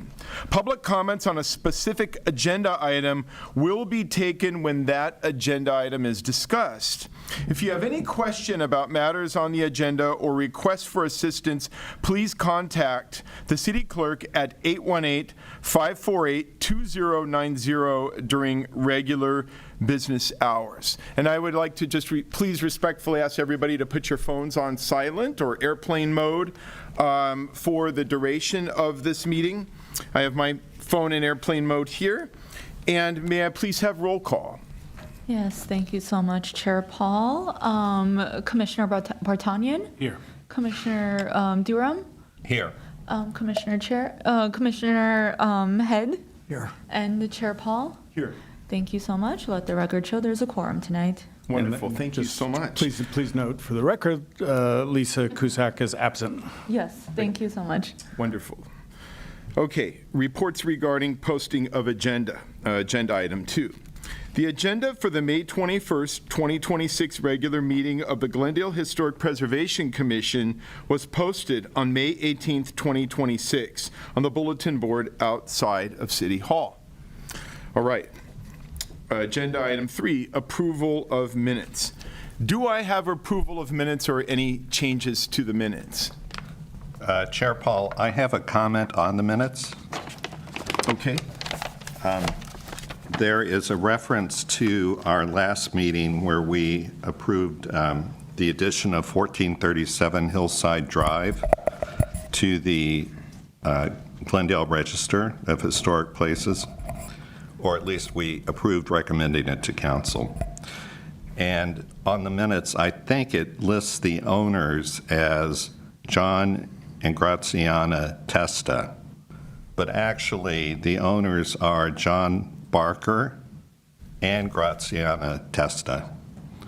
So if you could correct that in the minutes, I'll go on and approve with that correction. Make a motion to approve the minutes. I'll second that motion with the correction. Great. Okay, I've made in the version of the minutes that I signed from last month, I just wrote in the correction here. All right, great. So we have minutes from last month approved. So it's John Barker, B-A-R-K-E-R. Is that correct? That's correct. Okay. John Barker and Graziana Testa. Correct. Wonderful. Okay. Wonderful. Thank you for catching that. So we have approval of the minutes. We are on to agenda item 4. So this is oral communication. So this is discussion here is limited to items not a part of this agenda. So obviously, if you want to speak on Cleveland Knoll, that'll be a different item in just a moment. Each speaker is limited to 5 minutes. The Glendale Historic Preservation Commission may question or respond to the speaker, but there will be no debate or decision. So I did not see any specific speaker cards for this item. Again, this is not Cleveland Knoll. Were there any general comments? I think we made Alan Dish. You're speaking. Alan Dish, yeah, please. I think there may be a speaker card in there. If not, Alan, okay. Please submit one. Okay, Mr. Dish, please come up and introduce yourself. I just assumed you were speaking on Cleveland Knoll. No, I appreciate. I submitted it at the bottom, I think, of that pack. But okay. Go ahead. Thank you, commissioners. Chair Paul Allen Dish. How are we? I have a flyer I'm presenting because I am glad to invite you all, and I mean it, to the Center for Armenian Arts on, when is it? June 14, yes, Flag Day, Sunday at 5 p.m., where I will be basically developing in broader detail a presentation on the first Armenian. It's been bugging me ever since I was born here as an Armenian. Why are we here? And I wanted to find who is the first one, no? But, and I presented it here also. So just a brief story about the presentation. It explores the little-known history. He's forgotten. James Normart is his name, who came in 1896. And the idea is that this family, Normart, changed their names. When they came to America, they changed their Armenian name to Normart, which means new man. So there's deep philosophical reasons. Also, you see, I cut my name a little bit. It's Dish, as opposed to, I go by Dish following a similar logic of its new beginning. So through research, thanks to the Glendale Library for that, I have found so many, over 200 newspaper entries, even from Tropico, which is now South Glendale, but they were their own city for about 10 years. So all of that stuff I will be talking about in detail and so on. So you're welcome to come. Again, it's at 250 North Orange, right across the Sears. And now, if I may conclude with more generally about last week's discussions on the Masonic Temple, very briefly. I just want to commend you. Is it okay if I do oral communication? Use this period for oral communication? You can speak as long as you like, but not as long as you like. I'm sorry. 5 minutes. Oh, not 5 minutes. 30 seconds. You have 30 seconds. I find it a bit problematic, yes, that this commission was, bypassed. Of course, it's a long, maybe, story that was already fleshed out, but just to, I'm not one to open old wounds, but just to say, yes, the commission might be biased, but if bias means preserving history, then I am biased, or I'm glad you're biased.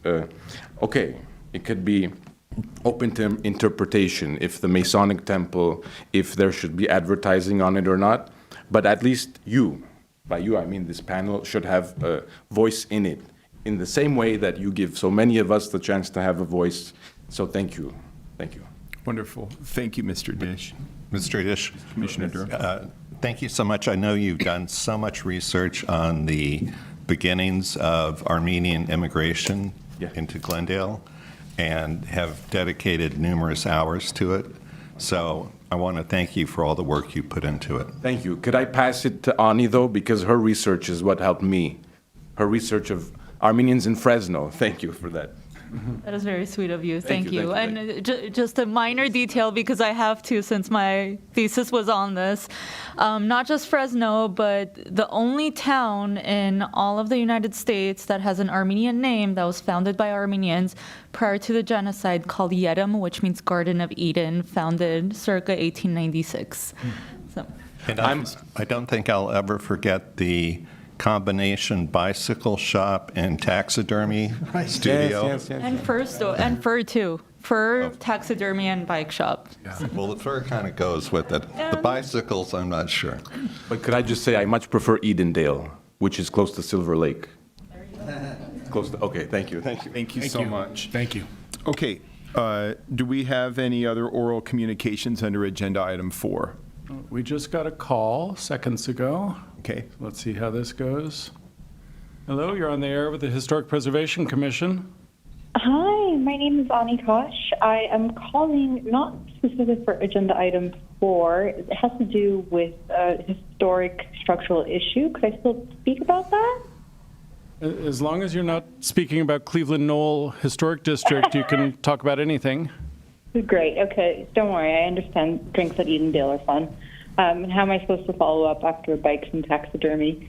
So thank you for everybody on the commission. I wanted to bring this up because there is something about history and preserving it that is deeply, deeply cherished and a part of Glendale. Glendale being the first city in California, right, to acknowledge its past and its history, with the sundown Glendale being a city that has been up front and has always gone forward to take care of its history and the people in it. I know this is not on tonight's agenda, and I wanted to bring a housing matter to the Historic Preservation Committee, because by the time I'm done, I think the structure I'm pointing at here about the possibility of seeing a new historic trend, and that of homelessness increasing in Glendale, is important to flag to everyone's attention. For the commission members, you have students, for example, at Glendale Community College who have presented also because they are recipients of the emergency housing vouchers. What I want to flag your attention to is that homelessness has skyrocketed in the past 5 years within Glendale due to the affordability and housing crisis. When we talk about historical decisions, what we are talking about also is structures and choices that have led to specific outcomes. So what is going on here, and I want to flag your attention to, is that the city, with its unsheltered residents and the increase in it over the past few years, 67% of our own unsheltered residents have become homeless here in Glendale in recent years because of rising rents. So what I have been advocating for with the City Council and the Housing Authority is finding a solution for the 188 households within Glendale who are currently facing the ending of federally subsidized housing by the end of this year. There are LA County funds that could be used to immediately help these residents. These are the most vulnerable within our city. They are the people who have been our neighbors, but because of structural changes within the cost of living, they have not been able to keep up. And what is going on right now is the commission will spend months of careful work deciding whether houses and surveys and people's lives, right? You document, you figure out what to do and the details. The city is extraordinary at it. You're at There's 5 nowhere else minutes. in LA 30 like seconds. it. Oh, 30 seconds. Thank you. Thank you. And I just want to finish this by saying, listen, we are the first city in California to formally apologize for being a sundown town. We are a city that insists on remembering who we are. So let's not forget our most vulnerable, and let's take care of them. Thank you. Thank you so much. Thank you so much for your thoughtful comments. Okay. All right. Any other oral communication under this agenda item? Okay. All right. Okay, I'm going to close agenda item 4. Agenda item 5, do we have any board or commissioner comments? Yes, Commissioner Head. I have some comments and some thoughts, and they're not specific to Cleveland Knowles, but it does speak to historic districts, but not specific to Knowles. Well, so I don't know what's inside. Okay, well, you can stop me if I should carry it over. Yeah, well, use your best judgment, and I'll stop you if we need to. So.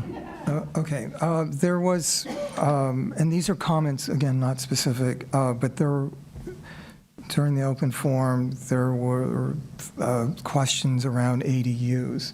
And I just wanted to make a comment about that, that it's possible, and I'm not suggesting or encouraging this, but just to have the awareness that it's possible to have an ADU in the front yard if it meets the city's setback requirements. So that's, that would be a concern of mine if I,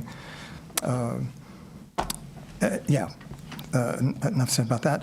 And Jay, you mentioned that there are perks for example, lawyers who have a home office in a historic district.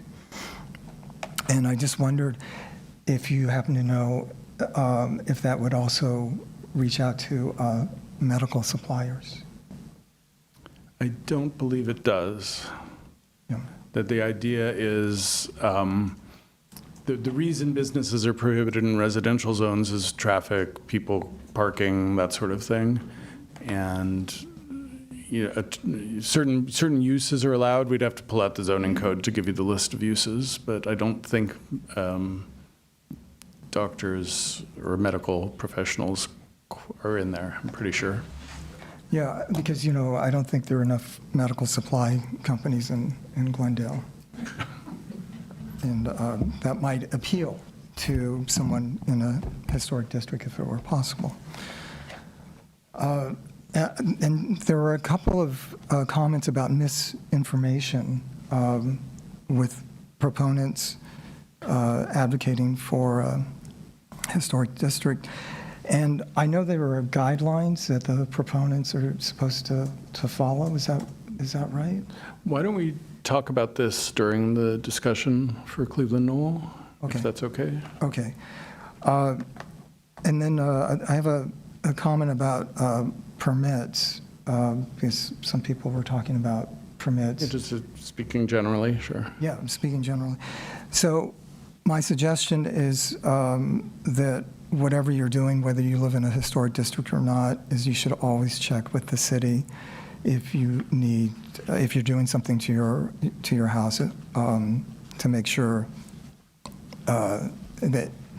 if you need a permit or not. And that's because you don't want to do some work and then undo it and go through that expense when a phone call could answer your question. And I would also suggest that when you do that, is to make a note of the person that you talk with in the city who says no, you don't need a permit, or you do. And you would be surprised how many things do require a permit. And of course, some are more difficult to enforce than others. Like there's actually a permit for putting in a garbage disposal. Probably not so easy to enforce. And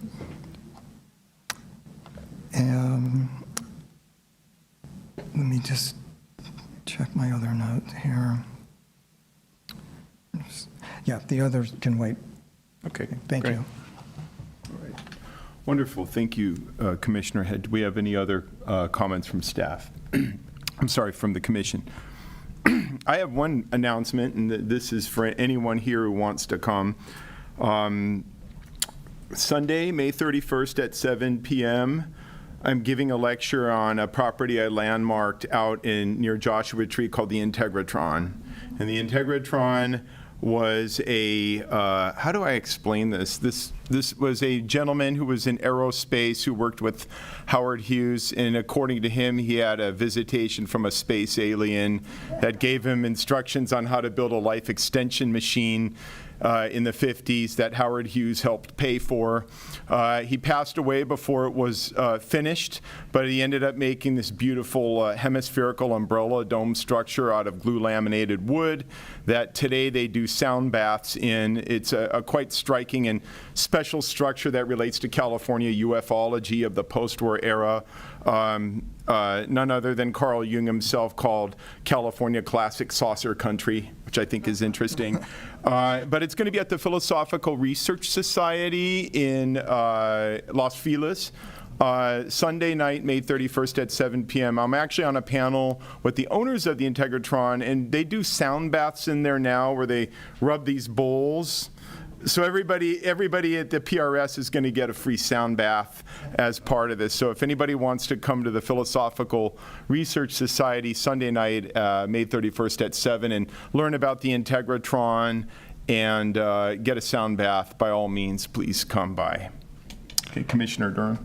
Are we to bring our own yoga mats? Because what I've seen on video of the sound baths is everybody's lying down.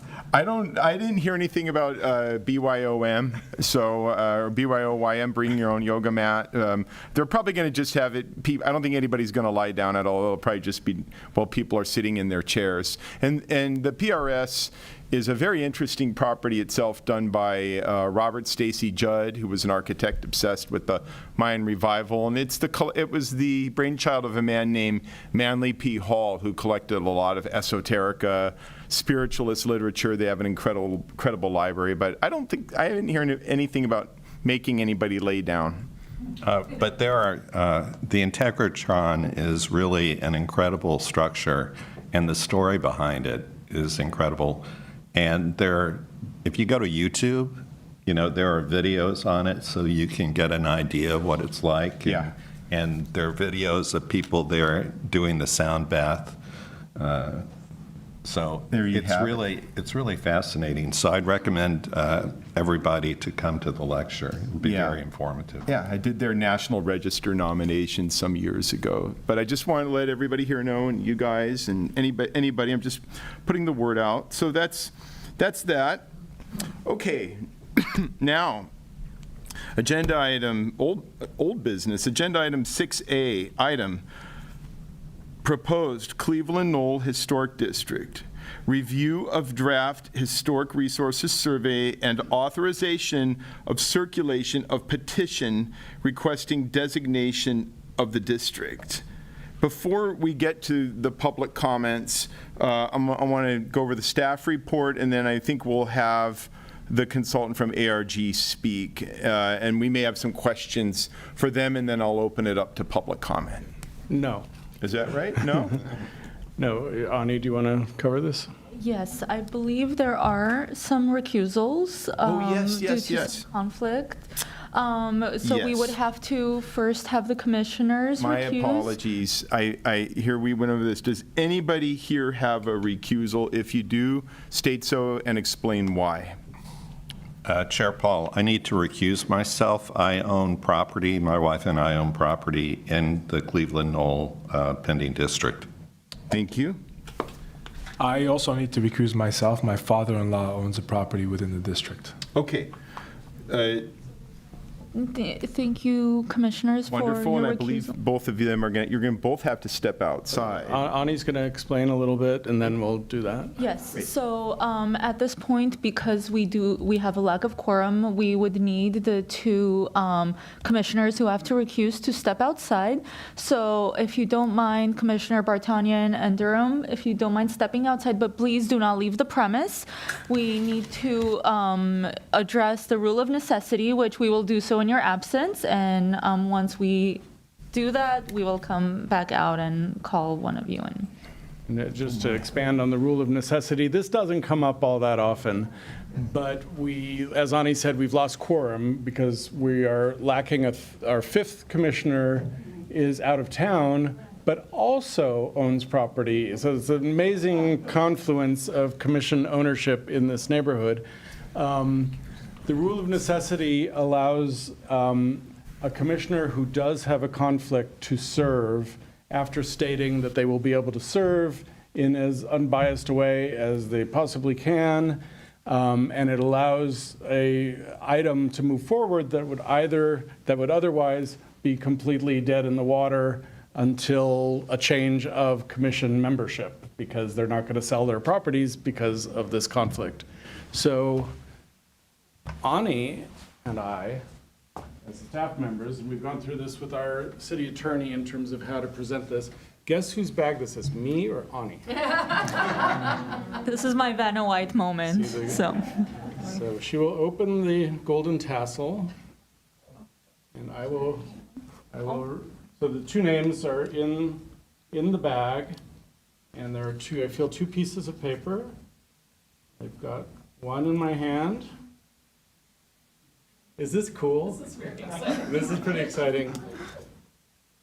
And the winner is, I planned this joke ahead of time, La La Land. little Oscar humor there. Alan Durham will be asked to serve tonight, and Kevin Bartanian will have to recuse. You want me to? I'll go call him, yeah.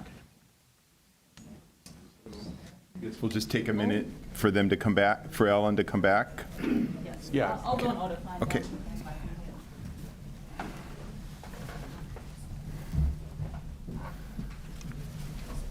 That was fascinating. Yeah. Oscar jokes are always proven winner. I had breakfast next to the table of Bruce Valanche, the former writer of many Oscar telecasts, who writes horrible jokes. So I didn't hear him make any during his breakfast. So. Was this at the Breakfast Club? No, this was at where Swingers used to be on Franklin. What's it called now? The something Street Cafe or something? All right. Well, Commissioner Durham, welcome back. You were picked randomly. Can you ever just do a coin flip? We do what the attorneys tell us to do. So. Okay. And they specifically said it has to be a pink makeup bag, so we had to listen. Yeah, they're very picky. It's in the city's ordinance, the part about the bag, so. Yeah, this is part of criterion Q for cute, and that's the last joke of the night for me. Thank you. Ani, let me just ask, is there anyone here who wasn't at the community forum just previous to this? Okay, that's good. This will be a little repetitive, but we've slimmed it down considerably. So because it's an official hearing, we still have to say certain things. So Ani will present. Mary will not be presenting during this section. Ani, that's what we... Oh, okay. Yeah. And so Ani will give a much more condensed presentation, and then we'll open it up for your deliberation. Questions, and then we'll open it up to the public. Okay, thank you. This will be very quick. Thank you again, and thank you to the public for still being present tonight. I know it's been a long night, but I'll try to get through this quickly. Unfortunately, I'm having some technical issues, Jay, so I'll need your help in moving forward. Thank you so much. So tonight's agenda for Historic Preservation Commission, specifically for this item, is rather brief. It's at least my presentation. It's going to be a review of the Historic District Survey report that was prepared by our consultant team. And the Historic Preservation Commission will vote to authorize the petition circulation. Next slide, please. So once again, for anyone joining us from home, this is tonight's call-in number, and we will be taking comments about the proposed pending Cleveland Knoll Historic District tonight.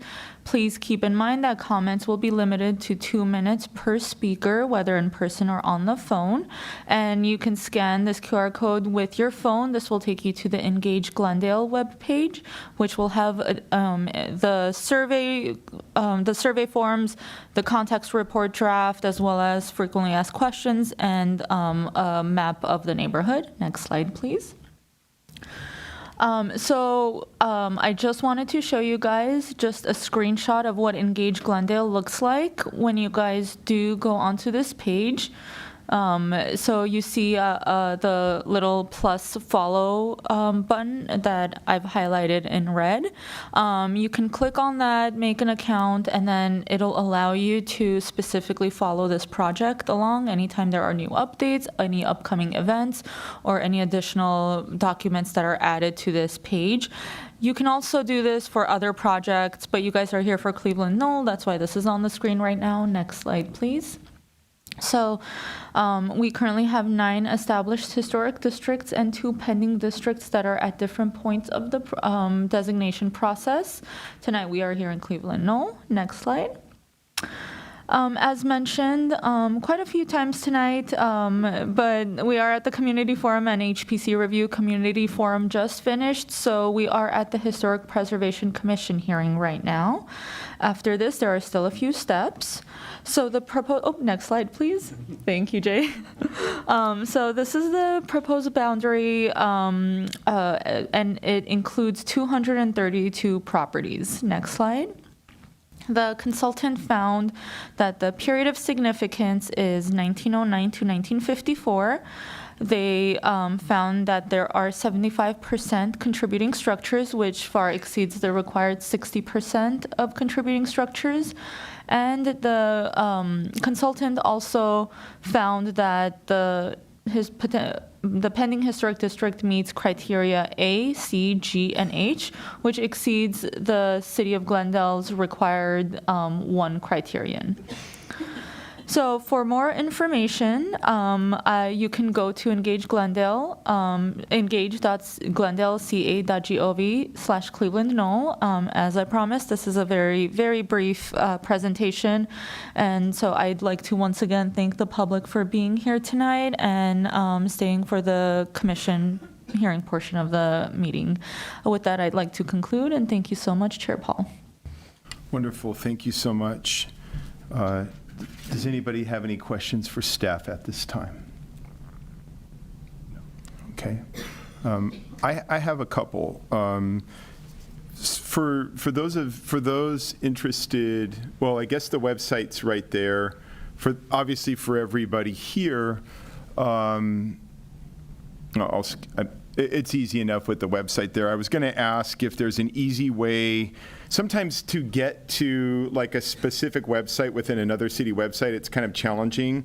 And I was just curious to know if somebody just Googled in Engage Glendale, Cleveland, Knoll, if it would take them right to where they need to be, if we know that. I am going to try that right now and confirm.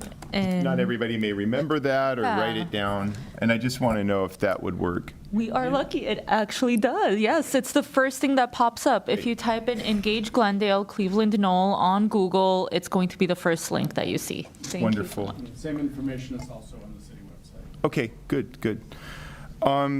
One question I had, I was here for the earlier hearing, I was just in the back. I was very happy. I hadn't really driven this district a lot before, and I really enjoyed driving through it. And one of the questions that I brought up, it's technical and then it relates to something else, is I felt like in the consultant's report there was not a lot of discussion about the trees or like the specific. One of the things that really struck me about this district are the tree canopies and the fact that different streets, presumably for a lot of the different tracks, seem to have different types of trees that are, I'm guessing, are close to 100 years old in some cases. I didn't see the DPRs for this. 3 questions and they're all connected. Was there a DPR done for the district as a whole, or were there only DPRs done for individual properties? And is in the DPR somewhere are the trees addressed in more detail than they are in the ARG report or the staff report? Because I felt like at least in the ARG report they were not mentioned that much in any detail. So there is a DPR forum that is created specifically for the district. We do have that. Off the top of my head, I don't recall, so I'm going to look over to Mary for confirmation. Okay. Thank you for the question. Yes, we do in the DPR form. It doesn't go into a lot more detail than is in the report. What we have is that, I'll just read it. It says uniform street tree schemes are found along the majority of the district streets, including camphors on Bruce and Idlewood and magnolias on Grainold. Okay. That isn't everything, but those were the ones that were the most consistent and notable, and we did call them out as contributing elements. Okay, that's all I wanted to know. And I think somebody asked earlier about the trees, and I got my answer there, but I just wanted to make sure that the trees are recognized, and it sounds like they definitely are. The first slide you showed as an example was Royal Boulevard with palms, and thank you. That's it. That's my only question at this time. Thank you. Okay, so I believe we're going to open it up to public. I have a question about the 2 minutes. So it's going to be 2 minutes a person. Is there going to be for the 5-minute speakers in the general, there was like a little bell that went off. Is there going to be a 30-second warning? Yes, there will be a 30-second warning. It'll be it sounds like the Jetsons a little bit, right? Like a little bell thing. Okay, exactly. So you'll get a 30-second warning. Each speaker's going to have 2 minutes. And is there anything else from staff that I should know at this time? No, if you've already spoken and you feel you've had your say, you don't need to speak because these are the cards that were filled out at the beginning of the hearing. And so we're not requiring you to speak twice, but we welcome you to do that. All 3 of the people sitting here were sitting in the room during the initial discussion, so keep that in mind. But other than that, Daniel will just call the speakers. Okay, Commissioner Durham. Jay, I think you said before, to get it on the public record, someone would have to speak during this hearing, as opposed to, even though the prior forum was recorded. That's true. I guess I was more talking about the some people may not want to speak again who signed the card earlier because they said what they wanted to, but yes, that is an excellent point to be on the record. This whole thing is recorded, so technically it's kind of on the record, but for the record of this hearing, if you really want to say something, even if you're repeating what you said, go for it. And Jay, correct me if I'm wrong, but the public can also just step up and say, I support or I oppose without getting into the details of it, so. Okay. I'm sorry, you can or cannot? You can. And when you do come up, all I'm going to ask, you're going to come up to the mic and just state your name. You don't have to state your address or anything else, just state your name. Okay? Anything else? Okay. All right, so let's get into this. Mr. Robert Gordon. This is Robert Gordon here. He left. Okay. Byron Taylor. Is Byron Taylor here? Gentlemen, commissioners, thank you for your considerable time commitment to this commission. I am Byron. Your name into the mic. I am Byron Taylor and a board member with the Glendale Historical Society, and I'm very pleased with the progress on the proposed Cleveland Knoll Historic District that has been under review by the city for more than 2 years.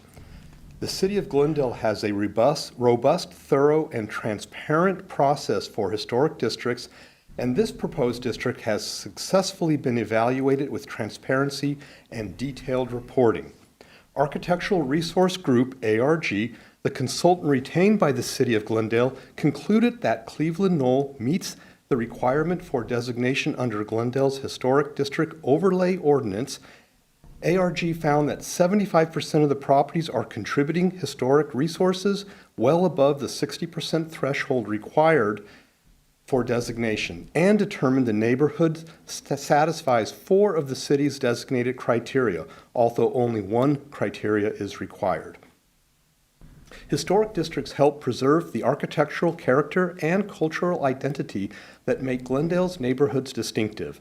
They encourage thoughtful stewardship of historic homes, protect cohesive neighborhood character from incompatible alterations and demolition, help ensure that Glendale's historic resources remain an active part of the city's future, and may ensure greater protection from newer state legislation requiring city approval of density development. This year, our country is celebrating its 250th anniversary of American democracy. California is also celebrating its 175th year of being part of American democracy. We have a rich and long-standing history relating to place and process. Your work here tonight is a fine example of democracy in action, and we ask for your finding that this highly qualified application move forward to the next stage of the process where the actual homeowners in this proposed historic district have the opportunity to have their wishes heard in this matter. Thank you. Thank you very much. Okay, next is, I believe it's Elise Conley? Copley, I'm sorry. Okay. Hi, my name is Elise Copley, and I am in favor of this historical district. I enjoy the character of the homes and all of our streets. Thank you. Thank you very much. Lucia Hazrian? My name is Lucia Hazrian, I'm sorry. and that's okay. And I'm in favor of the historic district. Thank you. Thank you. Thank you. Okay, Jack Chica, is that correct? Sorry if I'm mispronouncing this. Yes, I'm Jack Chica. Just emphasizing again, our neighborhood has discussed the concept of historic district for over a decade. We're very much in favor of this. I did have a quick question. I know folks were encouraged to write into HPC in favor, support, or against. Can you share any sense of what responses came in, just to give us a gauge of community response to that? We received numerous emails. We were receiving them until minutes before the hearing. All of those were put on the ones we got before today were emailed to the commissioners, so hopefully they had a chance to look those over. The ones that we didn't email to them are sitting on the dais, and I forgot to count how many there were. And I don't know, Ani, did we get a count? I think the last I counted before some of the last stragglers came through, I want to say we got about over 30 or 40. Feels, yeah, in that range. Yeah. All right, thank you, And sir. we didn't receive any letters of opposition. Obviously, that doesn't mean there isn't opposition. Okay, Dr. Stacy Shepens-Nemec.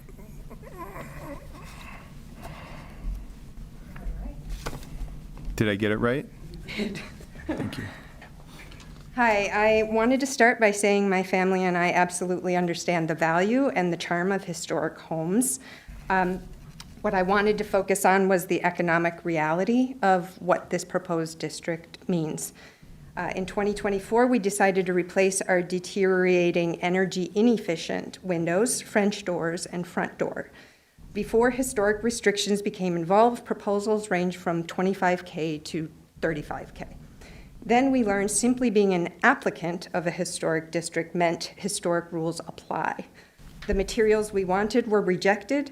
The project we ultimately moved forward with without paint or stain included, and even we can't open our front arch windows because we couldn't afford it, cost $74K. Had we completed fully the way we originally intended, it would have approached $90K. That is not $100 here or there. We later learned that the original energy efficient windows we wanted would have qualified for federal tax incentives.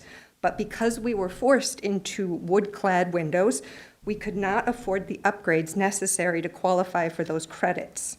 So this process did not just increase our costs, it prevented us from accessing financial relief. Even a window nearly hidden or hidden by a tree on the back side of our house, we still had to match the grids, which added another $1,600 to our bill. Not a few $100s. We moved here because we loved the neighborhood and the community, but because of these costs, we have delayed other critical projects like replacing our roof. We are depleting savings and making sacrifices we otherwise would not have to make. But now we are creating new financial hardships for families in the name of preserving buildings. I think about seniors on fixed incomes, families raising children while caring for their aging parents, like we are, and households struggling with inflation. But we are here to prioritize building materials and not quality of life of the people and the financial stability of our community. Thank you. Thank you. Thank you. Okay, Annette Banks.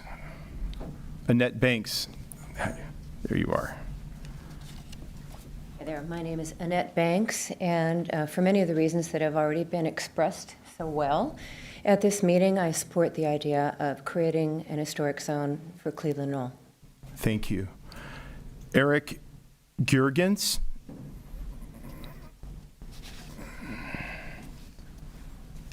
Thank you. Thank you for taking the time to hear all of us.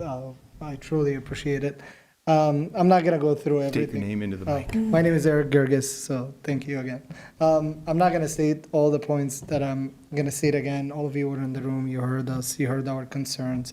A lot of good reasons have been mentioned on both sides, right? Right before this meeting, like a month leading towards this, I was right on the fence. I'm not sure, right? So I had to go read, do a lot of research, understand what I'm getting into, right? What limitation I'll have in the future. And given like our family, we moved into the neighborhood back in 2021. We have visions that we want to do to our home, and everybody's have that provocative to do these changes to their homes. So, and for a lot of other concerns, which relates to financial concerns, delays, we had to move out of our house because we had a broken window and it just wasn't survivable, and we weren't getting like much response. So a lot of delays that happened throughout this process. So I don't want to experience this again. So for those reasons, I oppose this proposal, and I urge everyone to really go read, understand what we're getting into, and know exactly the pros and cons of these. I know there are some things that are circulating around and things like that, but really the true defense that we will all have is if we do our own research and understand truly what we have today and what we will have in the future. Thank you, everyone. Thank you so much. May Kwan. Good evening. My name is May Kwan, and I am in support of the Historic District for Cleveland Knoll. I'm going to paraphrase something that the late Ted Turner have said. preserve and save everything. When I first heard him say this, I thought, that's kind of silly idea. But I realized, through time, that if we're not mindful of preserving history and cultural integrity, cultures, and et cetera, we could quickly lose a lot of things. It will slip by, and one day you'll wake up rather, animals, whatever. But really, the architectural style in our immediate pocket neighborhood is very important because it speaks to the history of that neighborhood, that this tract was developed for working people. And, and I noticed when you guys put up the historic district, the approved historic district, they are just, a much higher quality or larger properties in city of Glendale. Whereas in this particular district, it's really for the working class. And I hope to preserve that integrity of this neighborhood. But you know what? I can't imagine that we would go to some city like Puglia and not want to see the truly homes, the truly style architecture. Or we go to Santa Fe, New Mexico, and not want to see and preserve the history of the Spanish adobe style. That's all. So I would like to preserve this immediate neighborhood as well. Thank you so much. Thank you. Is it Joemi Wilson? Joemi, Joemy. Joemi left. Okay. Matthew Nimius. Did I get it? Matthew and Nemiec. Close enough. Okay. Hi, my name is Matthew Nemec. Windows and doors, roofs, solar panels, garage doors, paint colors, fences, siding, porches, landscape, driveways, lighting, additions, ADUs, and even demolition of deteriorated structures. That doesn't include the broad categories. This extends into materials, colors, trim, grids, roof shapes, driveway styles, whether something is historically appropriate, and whether an existing feature should be repaired rather than replaced. If it can be seen from the street, you guys will have a say in it. Over the last 18 months, I started paying attention to projects happening around this proposed district because I wanted to see how other people had to deal with what I had to deal with. The district is roughly 240 homes. During that time, I counted at least 42 homes that made visible exterior changes that do not appear to comply with my understanding of the standards being proposed tonight. My guess is that most never went through any historic review at all, and that reveals the reality of enforcement. Either homeowners try to follow the rules honestly and enter the same exhausting and expensive process my family has experienced, or neighbors are going to have to report each other. And while I personally oppose reporting people over these kinds of issues, not everyone feels that way. So to the homeowners who think they'll quietly make small changes, skip a permit, or assume nobody will notice because it's just a small project, from my experience, I promise you, someone who cares will eventually notice. And when that happens, you guys will have authority over decisions that used to belong to us.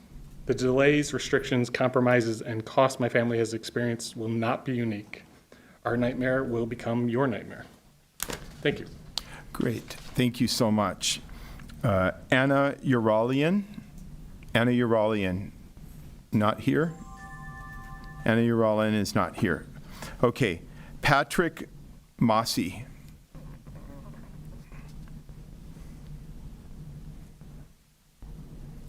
Commissioners, Patrick Massey, thank you very Massey. much. This time was much closer than last time. I'm here actually to support this wonderful neighborhood and its the proposal to become a historic district. Historic districts actually have more advantages than disadvantages based on research. If you look into preserving these buildings and how beautiful that neighborhood can look, and the character of the neighborhood, including certain protections that they provide from the crazy state of California laws that are hitting us every year. Now, let me be very clear. There were a couple of comments made tonight about Verdugo Woodlands that are not up to par here. Verdugo Woodlands never reached that detailed survey point. Unfortunately, when I had a discussion with a lady here, she even admitted that there was no detailed survey.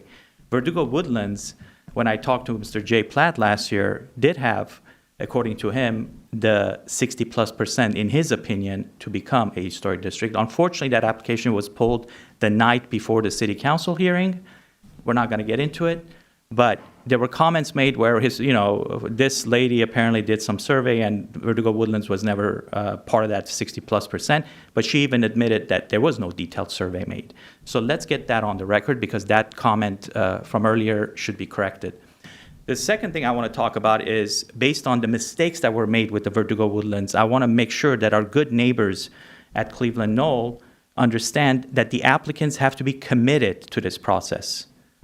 The 2-3 applicants that are part of this have to be really committed and not be intimidated by any political means to withdraw the application. Go through the process, trust the process. This is a democratic system.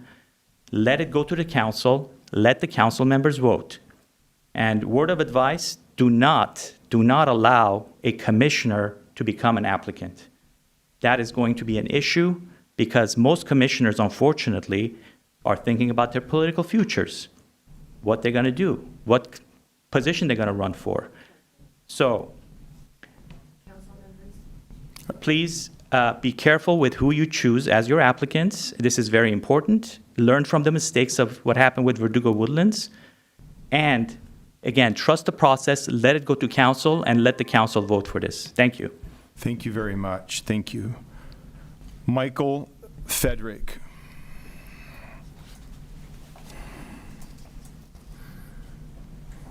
Hello. My name is Michael Federick. I'm a 25-year resident, and I just briefly say I am in favor of the Cleveland Knoll Historic District. Primarily for selfish reasons, I really enjoy the neighborhood, how it looks. It's got a charm and feel because most of the homes were built in the 20s and 30s. But I would like to actually second my neighbor, Ms. Kwan, her comments that the homes were mostly built as, they're smaller homes. So other historical districts that I'm aware of tend to have larger homes, more, this is more of a working class or built as working class, whether it is now or not. So I think for that reason, additionally, it's worth historical preservation. Thank you very much. Thank you very much. Steve, is it Pirano with a P? Or perhaps it's an R? He left. Okay. Seda Kachaturian.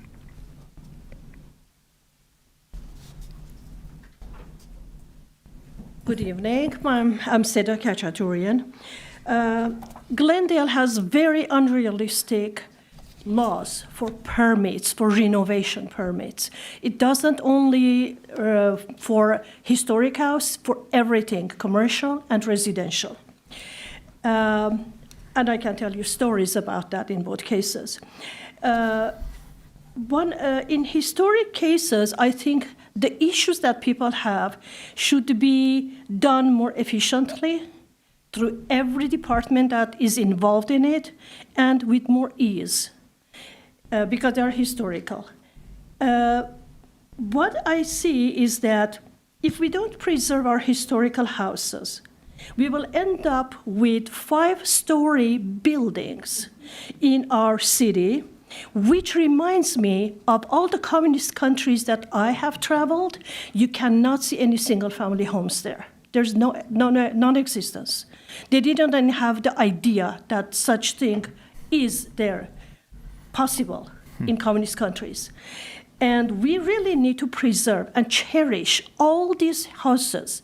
They have histories. They have histories of the people who lived before me, and they have history of me and my family.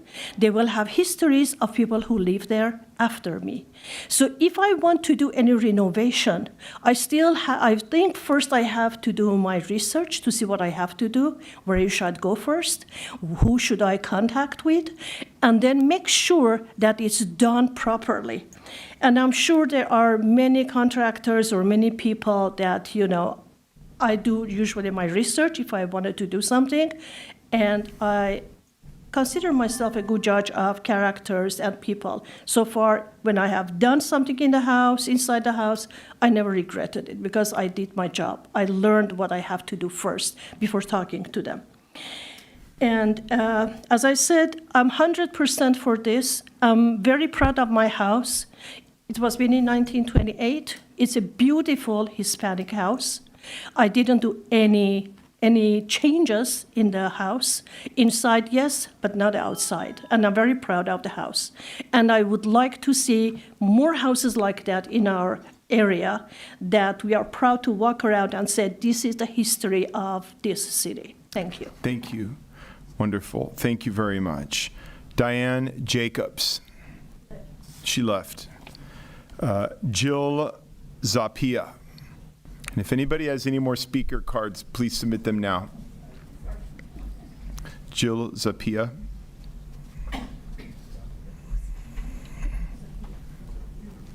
Okay, good evening, Commissioners. My name's Jill Zapia. I've lived in Glendale for 62 years, and the last 50 years I've been in the Cleveland Knoll District. And I really appreciate all the work and efforts that have been done on this project so far, and I want to speak in favor of the historic designation. I think it would be a shame if future generations weren't able to see and experience the beauty of this district. And once it's lost, we can't get back what would be lost in this really charming area. And I thank you for your time and consideration on this matter. Thank you. Roman. I'm not going to get it right. If you could please pronounce it. The last name is Nikoleshin, which is the Ukrainian version of Nicholson. Got it. Thank you, sir. Thank you. They're really similar once you look at them. Say it again. I'm curious. Say it. Nikoleshin. Nikoleshin is Nicholson. Nikoleshin. Got it. Thank you. Thank you. They come from the same Viking name, Nicholson, whether they're English or Ukrainian. Okay, so I'm in support of the district, and I'm intrigued that some people notice the trees, because the trees in the knoll are my most favorite thing.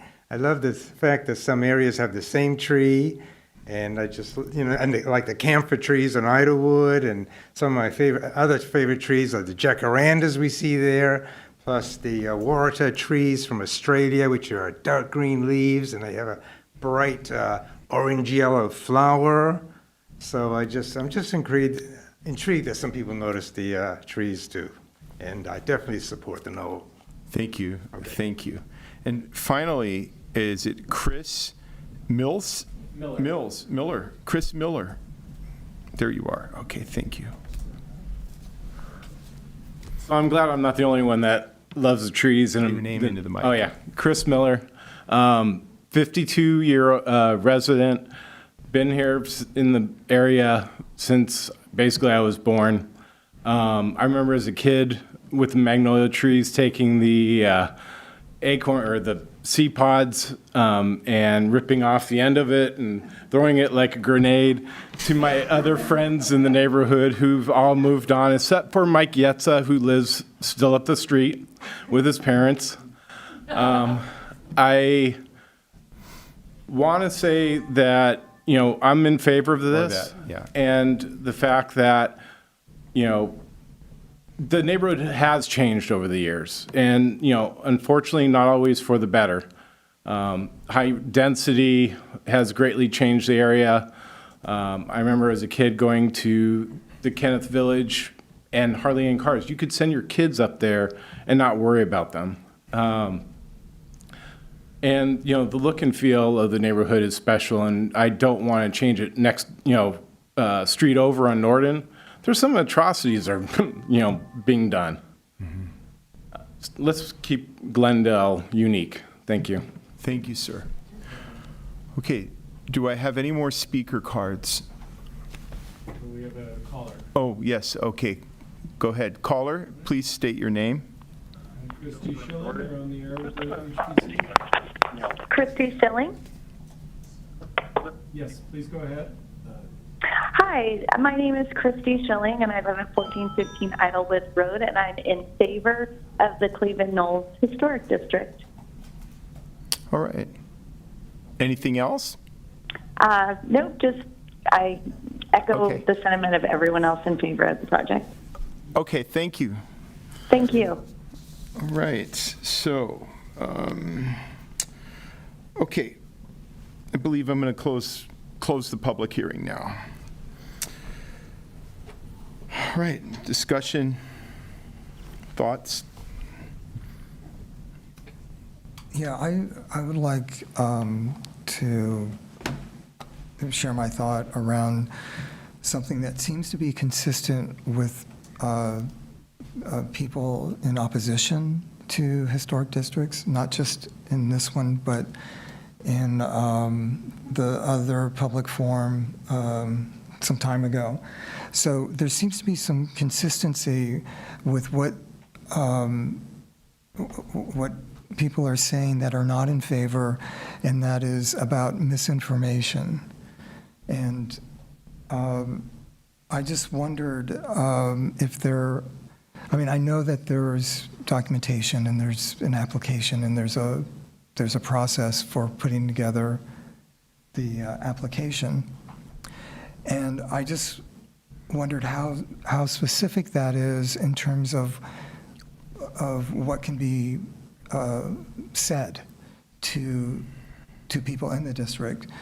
And I wonder if it would be appropriate or helpful if there was actually a script that had to be followed by the applicants, the people that are proponents of the district, as a way to potentially decrease or eliminate any misinformation. And then, of course, if there is that possibility of a script that perhaps this commission could, I don't want to say approve, but just be aware of it before the more formal process of talking with neighbors starts. Oh, is that a question for us? Or Yes. just, oh, okay. I'm not sure if we can really like regulate the way that people, like we would hope that and guide people to use certain, like Jay said, like more of the emotional side instead of using certain bills or laws as to either be fearful of a district or against a district. I'll let Jay probably expand a little bit more on actually having something from the city. But because I think this is a grassroots effort that is coming from the community, at the end of the day, Jay and I, as well as our consultant team, we can only review the work and give our professional assessment before it gets to the point of even hiring a consultant. We're not really a part of this, so I'm not sure exactly. I'll let Jay expand maybe if he has any other ideas, but I'm not sure if we could get involved in that portion of the application process of the proponents going around the neighborhood. Well, what I can recommend is if anyone does have any questions or would like confirmation, expansion on anything, to reach out to staff, and we're always happy to either confirm, deny, or elaborate a little bit further on things that are more nuanced. Yeah, I'm just looking at ways to reduce or eliminate this sense of misinformation, because it's come up before. And perhaps, and I don't know if the proponents or the applicants are doing this, but encouraging people to contact you with questions so that when they do voice their opinion, that they have a better sense of the bigger picture. Absolutely, and I think a part of the as the city as city staff, our efforts, which also kudos to our outreach coordinator, trying to expand some of this information on our public-facing web pages to engage the public a little bit more. Perhaps there's some like avenues or opportunities there to share some more information to combat the misinformation that is oftentimes spread about districts. So perhaps there's an opportunity there. That's something that I think, I can't give any confirmation right now, but something to discuss maybe down the line. Yeah. I'll just confirm what Ani said. I don't think we can have a script if the commission takes up that idea and two or more of you say, could staff investigate that? We would speak to the city attorney's office. It doesn't seem like a good idea based on how we started this process with a grassroots effort. I totally get your point about possible misinformation coming from either side. And there may be more than two sides. A lot of people are on the fence and have varying views. One thing we have done that the proponents have access to and have a large number of copies of is the Living with History Guide for Residents in Historic Districts in Glendale. And we tried really, really hard to make that as balanced and even and acknowledge the different sides, acknowledge the types of work that are different in a historic district, like we talked about in the earlier session. And that was approved by HPC. It was vetted through city council members, looked at it. It got a lot of attention. I think TGHS looked at it at some point. And it's been effective. We've mailed it out to everyone living in all of our historic districts, owners and residents. And many people in this neighborhood have seen it already, and the proponents will have that.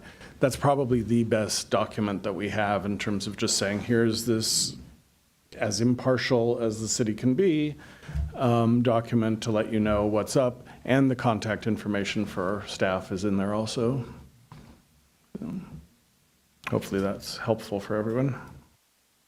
I have a question for you, Jay or Ani. For people who've been in Glendale locally listed historic districts for a while, how often do you hear from people in these districts that have already been approved calling you saying, you know, you're asking me to do a change that's impossible, or this is out of the realm of possibility, we can't afford this? Is that pretty common? I mean, do you get a lot of criticisms after the fact, or how often does that come up? Well, Jay's been here longer than I have, but now so I can only so I can only speak for my own personal experience of either having direct calls to me or speaking to other planners. For projects in existing historic districts, I don't think I've actually come across that many. I'm trying to think back. I don't think it's become something that is like a consistent pattern of people expressing concern over cost or material changes. I think there is a general acknowledgement that vinyl's okay in the back and not in the front, and I think you know, I don't really want to speak to why, because I'll be making assumptions, but a lot of these, most of the time, as we've seen historically in almost all of the districts that have been approved, there was quite a high percentage of people that were signing the petitions for these districts. So I think that's also probably, again, I don't want to make assumptions, but it does seem like there's an understanding of it, so. I won't be quite so sanguine about that. Yes, people complain. Yeah. People complain about everything. Going through any process with the city leads to complaints. And our work is part of the design review that the planning division does, which is directly tied with the work the building and safety does. So in order to get a permit, you sometimes have to have two kinds of applications, a design review exemption or some other design review application, and then also a building permit application. This is the bureaucracy. We're not changing that here or anytime soon, is my guess. So some people have an automatic reaction to that process. But there have been people, you know, not just a few over the years, who are like, why are you asking me to do this? Why are you asking me, telling me I can't use vinyl. Why are you doing whatever it is? Ultimately, we fall back on saying that these are processes and ideas that we didn't make up. It's not like Ani and I sit around like, how can we trouble the people of Glendale? We actually are responsive to what City Council has directed us to do, what the Preservation Commission has directed us to do, what the Design Review Board, as a corollary on the other side, has supported over the years. Not that you tell us to do, but through the decisions that you make over time. So, and we don't make anyone do any work. It's only when someone wants to do work that we come, and then we try to explain to them, which is why I've been confused by the couple in the back, where things that they're saying are completely alien to our process. So hopefully we're going to talk more and find out what happened there. But yes, that's going to be a natural part of this job. Okay. Great, and of course you're going to connect. Whatever happens sounds terribly upsetting, and I know Jay will communicate with you, no doubt. So, I mentioned when I was in the back earlier, the Secretary of the Interior standards for rehabilitation. Jay's right; they are a little bit wonky. But I think they're worth learning if for any individual who has a historic home or lives in a historic district, they're easy to find on Google. And even though parts of them could be very specific, there are 10 very basic guidelines. I mean, they're kind of broad brush. And I would, as Jay mentioned, and as I think I tried to allude to in the question, one of the differences between DRB and us is we're much more sensitive to those standards with how we judge a change that may be incompatible versus not. But I would like to think that we try to be fairly flexible in a lot of circumstances, provided maybe some details are handled correctly within the context of something bigger.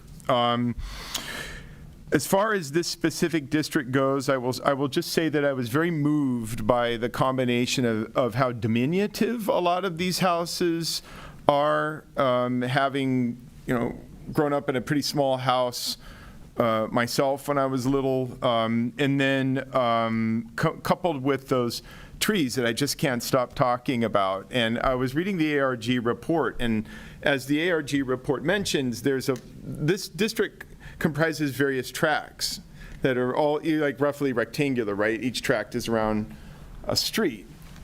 I loved driving up and down those streets and seeing more or less different trees on a lot of those different tracts. It's as if each tract kind of wanted to do something slightly different with their trees. Aside from Olmsted, which has that beautiful row of whatever those are, magnolia trees. Thank you. But I love the combination of, and one of the earlier speakers brought up the point that a lot of districts in Glendale, not to mention the Glendale Register properties, they tend to be houses that are a little more palatial, elaborate, obvious in terms of their scale. I was moved driving through this neighborhood by how small a lot of these houses were, and how a lot of those details are still present. And I think in historic districts, and really, I mean, in any neighborhood, whether it's a historic district or not, if you have, I feel like sometimes those small design details go a long way in expressing something quite beautiful. It could be a Spanish tile roof or a turret or some small detail like that. And sometimes in areas that are not historically listed, as some of you know, a couple of changes could really throw that off and be quite obvious. So it appears to be a very charming historic district, and I loved the combination of the relative smaller scale of these houses coupled to the landscape. Commissioner Durham? It's very interesting because one of our neighborhood residents and attendees, Roman, actually brought in the best argument for designating Cleveland Knoll as a historic district. He had a picture of the house next door to Seda and him, and said, you know, on the survey it says it was built in 1927, and it's just this hideous stucco box. I mean, it couldn't possibly be 1927. I believe the original house was 1927 because that's the period when the tract was being built out. I never saw the original house because I don't know whether this remodel, obvious remodel, took place in the 60s or 70s, but we weren't living there yet. And you cannot, every detail has been stripped out. It was probably originally a one-story house because now it's this two-story box with the flat roof, aluminum sliders, or maybe they've been changed to vinyl now, I don't know. But I remember, you know, when we first moved in, they were aluminum sliders. Just the ugliest stucco box you can imagine. No architectural detail, no character, sticks out like a sore thumb on that block. And at least now it's painted gray rather than pink. But that's what can happen. I mean, and my wife and I went inside to look at it when it was on the market at some point, you know, and I was thinking, well, I wonder if going inside I can tell what this house, you know, was architecturally. No, totally stripped out, cheapest materials that could possibly be used, no original character remaining, including the bathrooms, you know, with just the cheapest replacement stuff you can imagine. And, you know, this is exactly what can happen next door to you when you're not, you know, in a historical district. And we have so much integrity still left in the neighborhood that it would be a real shame to see, well, to see the loss of any more contributors. And I was impressed by the, you know, when was the original hearing? Was that 2024? A while ago. October 17th, 2020. I wasn't on the commission. I was out in the audience. So I've been following this for a couple of years now. So this isn't my first knowledge of it.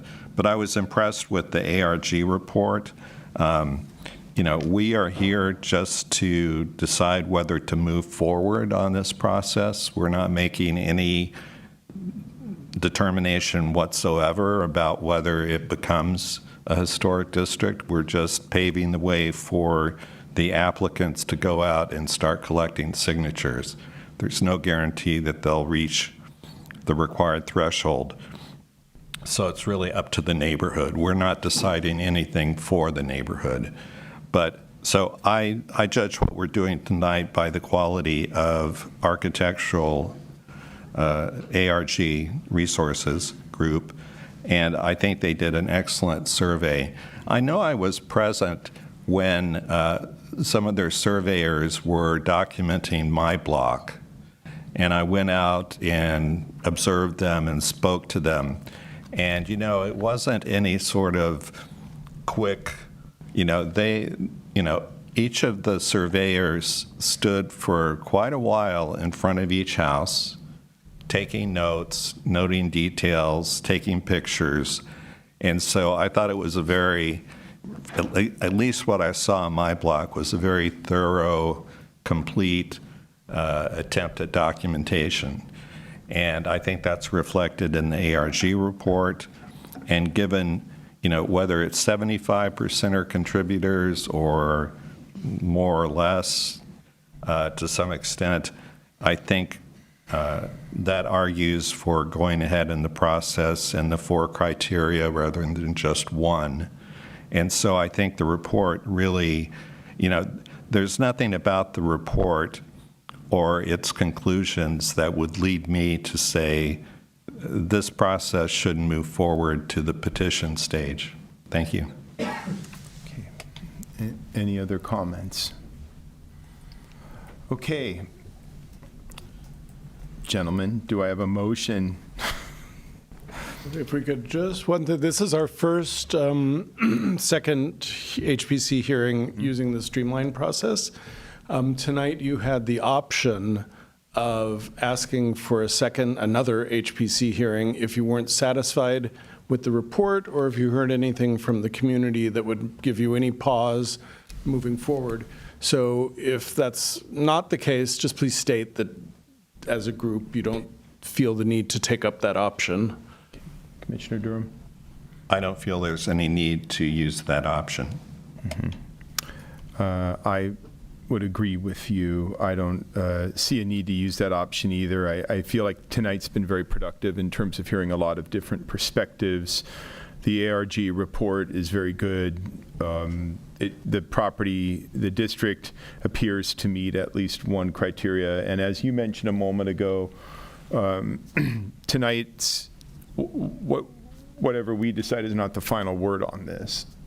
I don't see any need between the thoroughness of the report and hearing how the public feels. I don't really see a need to have a second hearing upon this on HPC.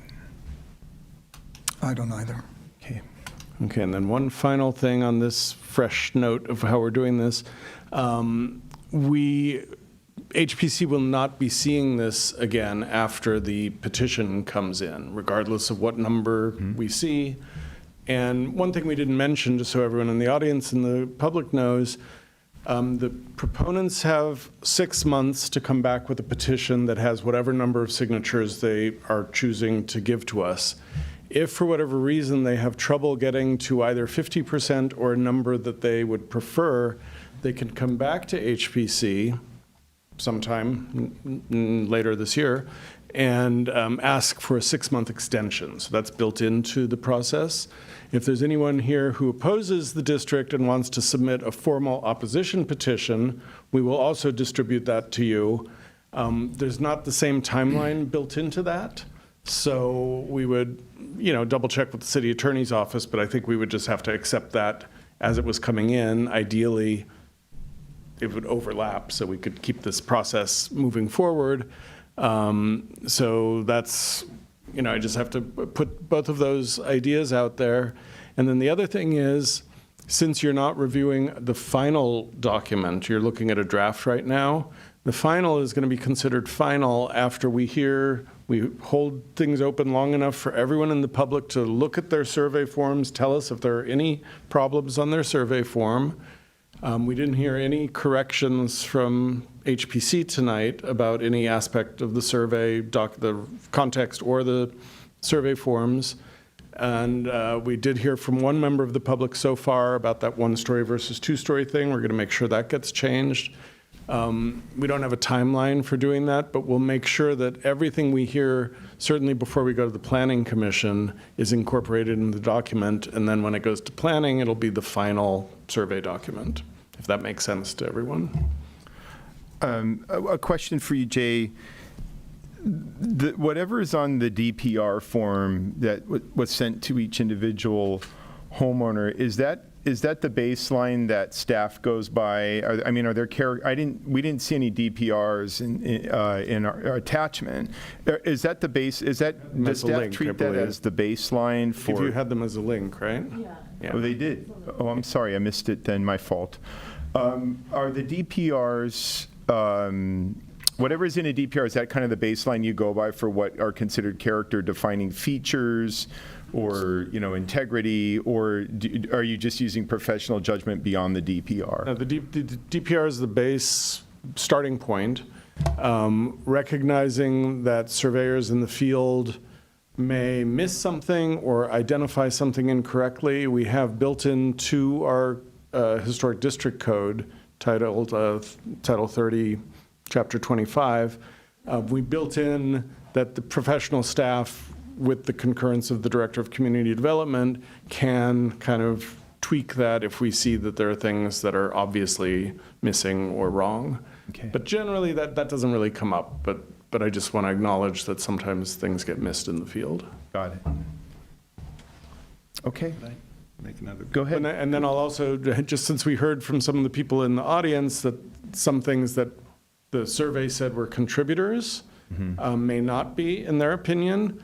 We would love to hear about those, have those brought to our attention, and we'll work with Mary and her team to kind of understand what the decision-making was, and then see if we agree or disagree with that idea. Do we need to mention any of that in a motion? No. Okay. Go ahead, Commissioner Durham. Going back to, I think, the 2024 HPC meeting, this was in the community forum portion.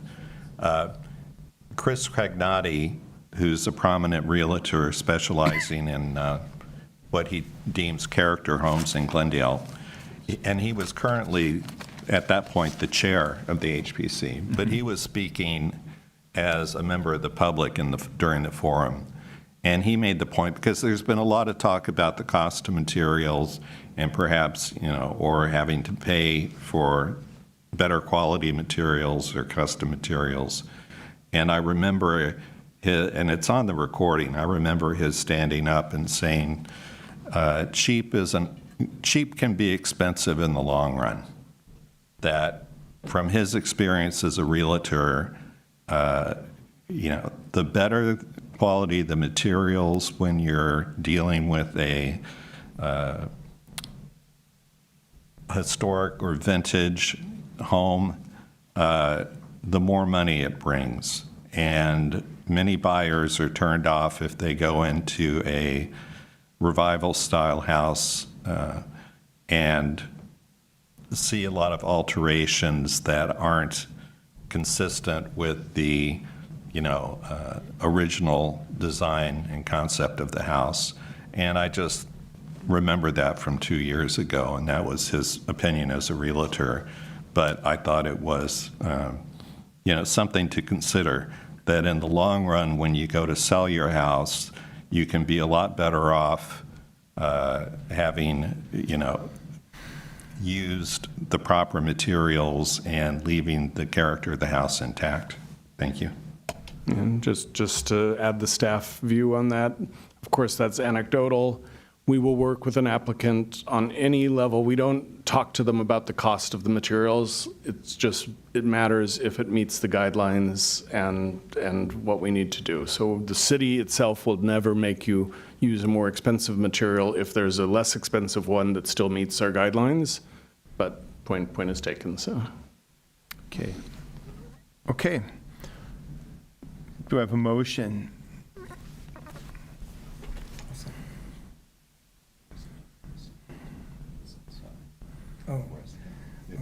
Yeah. So I'd like to make a motion to vote to authorize circulation of petition requesting designation of the district. What's the name of the district? Cleveland Knolls. Cleveland Knoll. And one other thing, to indicate that the commission believes that the survey document is complete and accurate, something like that. The commission believes that the ARG report is complete and accurate. Yeah. But there's going to be some changes, though it's not perfectly accurate. We just talked about it. I'm sorry, yes, of course. Complete and accurate as amended by staff should any new information come to light. Yes, well said. Okay, repeat what he did. No, I'm just kidding. Okay. Okay. Repeat after me. So did one of us write this down? Okay. We need a second, but I have all of that on record. Okay. Do I have a second? Yes, I will move a second. Okay. Ready for a vote? All righty. Commissioner Head? Yes. Commissioner Durham? Yes. And Chair Paul? Yes. Thank you so much. Motion passes 3-0. Okay. Good luck, everybody. All right. Thank you all for staying here so late. Okay. So I'm going to close agenda item 6A now. Do we have any new business? Any new business? No, we don't. So, okay, our meeting is still going here. We have no updates. Okay, agenda item 8, no updates whatsoever. Okay, then, yes, Commissioner Head. Yeah, I have a comment and a question for Jay. Okay. Okay. Thank you. I'm sorry, we're not quite adjourned yet, so if you want to sit for a second, I think it'll be quick, probably. Yeah, it'll be quick. And then you can talk all you want, so, go ahead. So, you know, as a commission, we make recommendations. We don't enforce laws or regulations. So, except for design review. right, which is what I want to get at.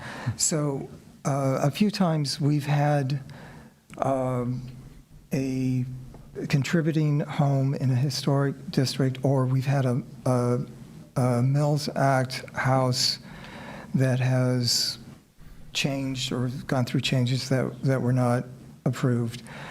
And recently, well, maybe it's twice that I can think of, where a contributing house made changes that in a historic district that we recommended changes, restoration, you know, a return to the contributing factors of that house. And I just wondered if, and I'm looking to you for guidance on this, is it appropriate or would it be helpful if we have timelines for fixes and repairs on Mills Act houses, and we don't have timelines for houses in which changes are made to a contributing house. And I just wondered if we could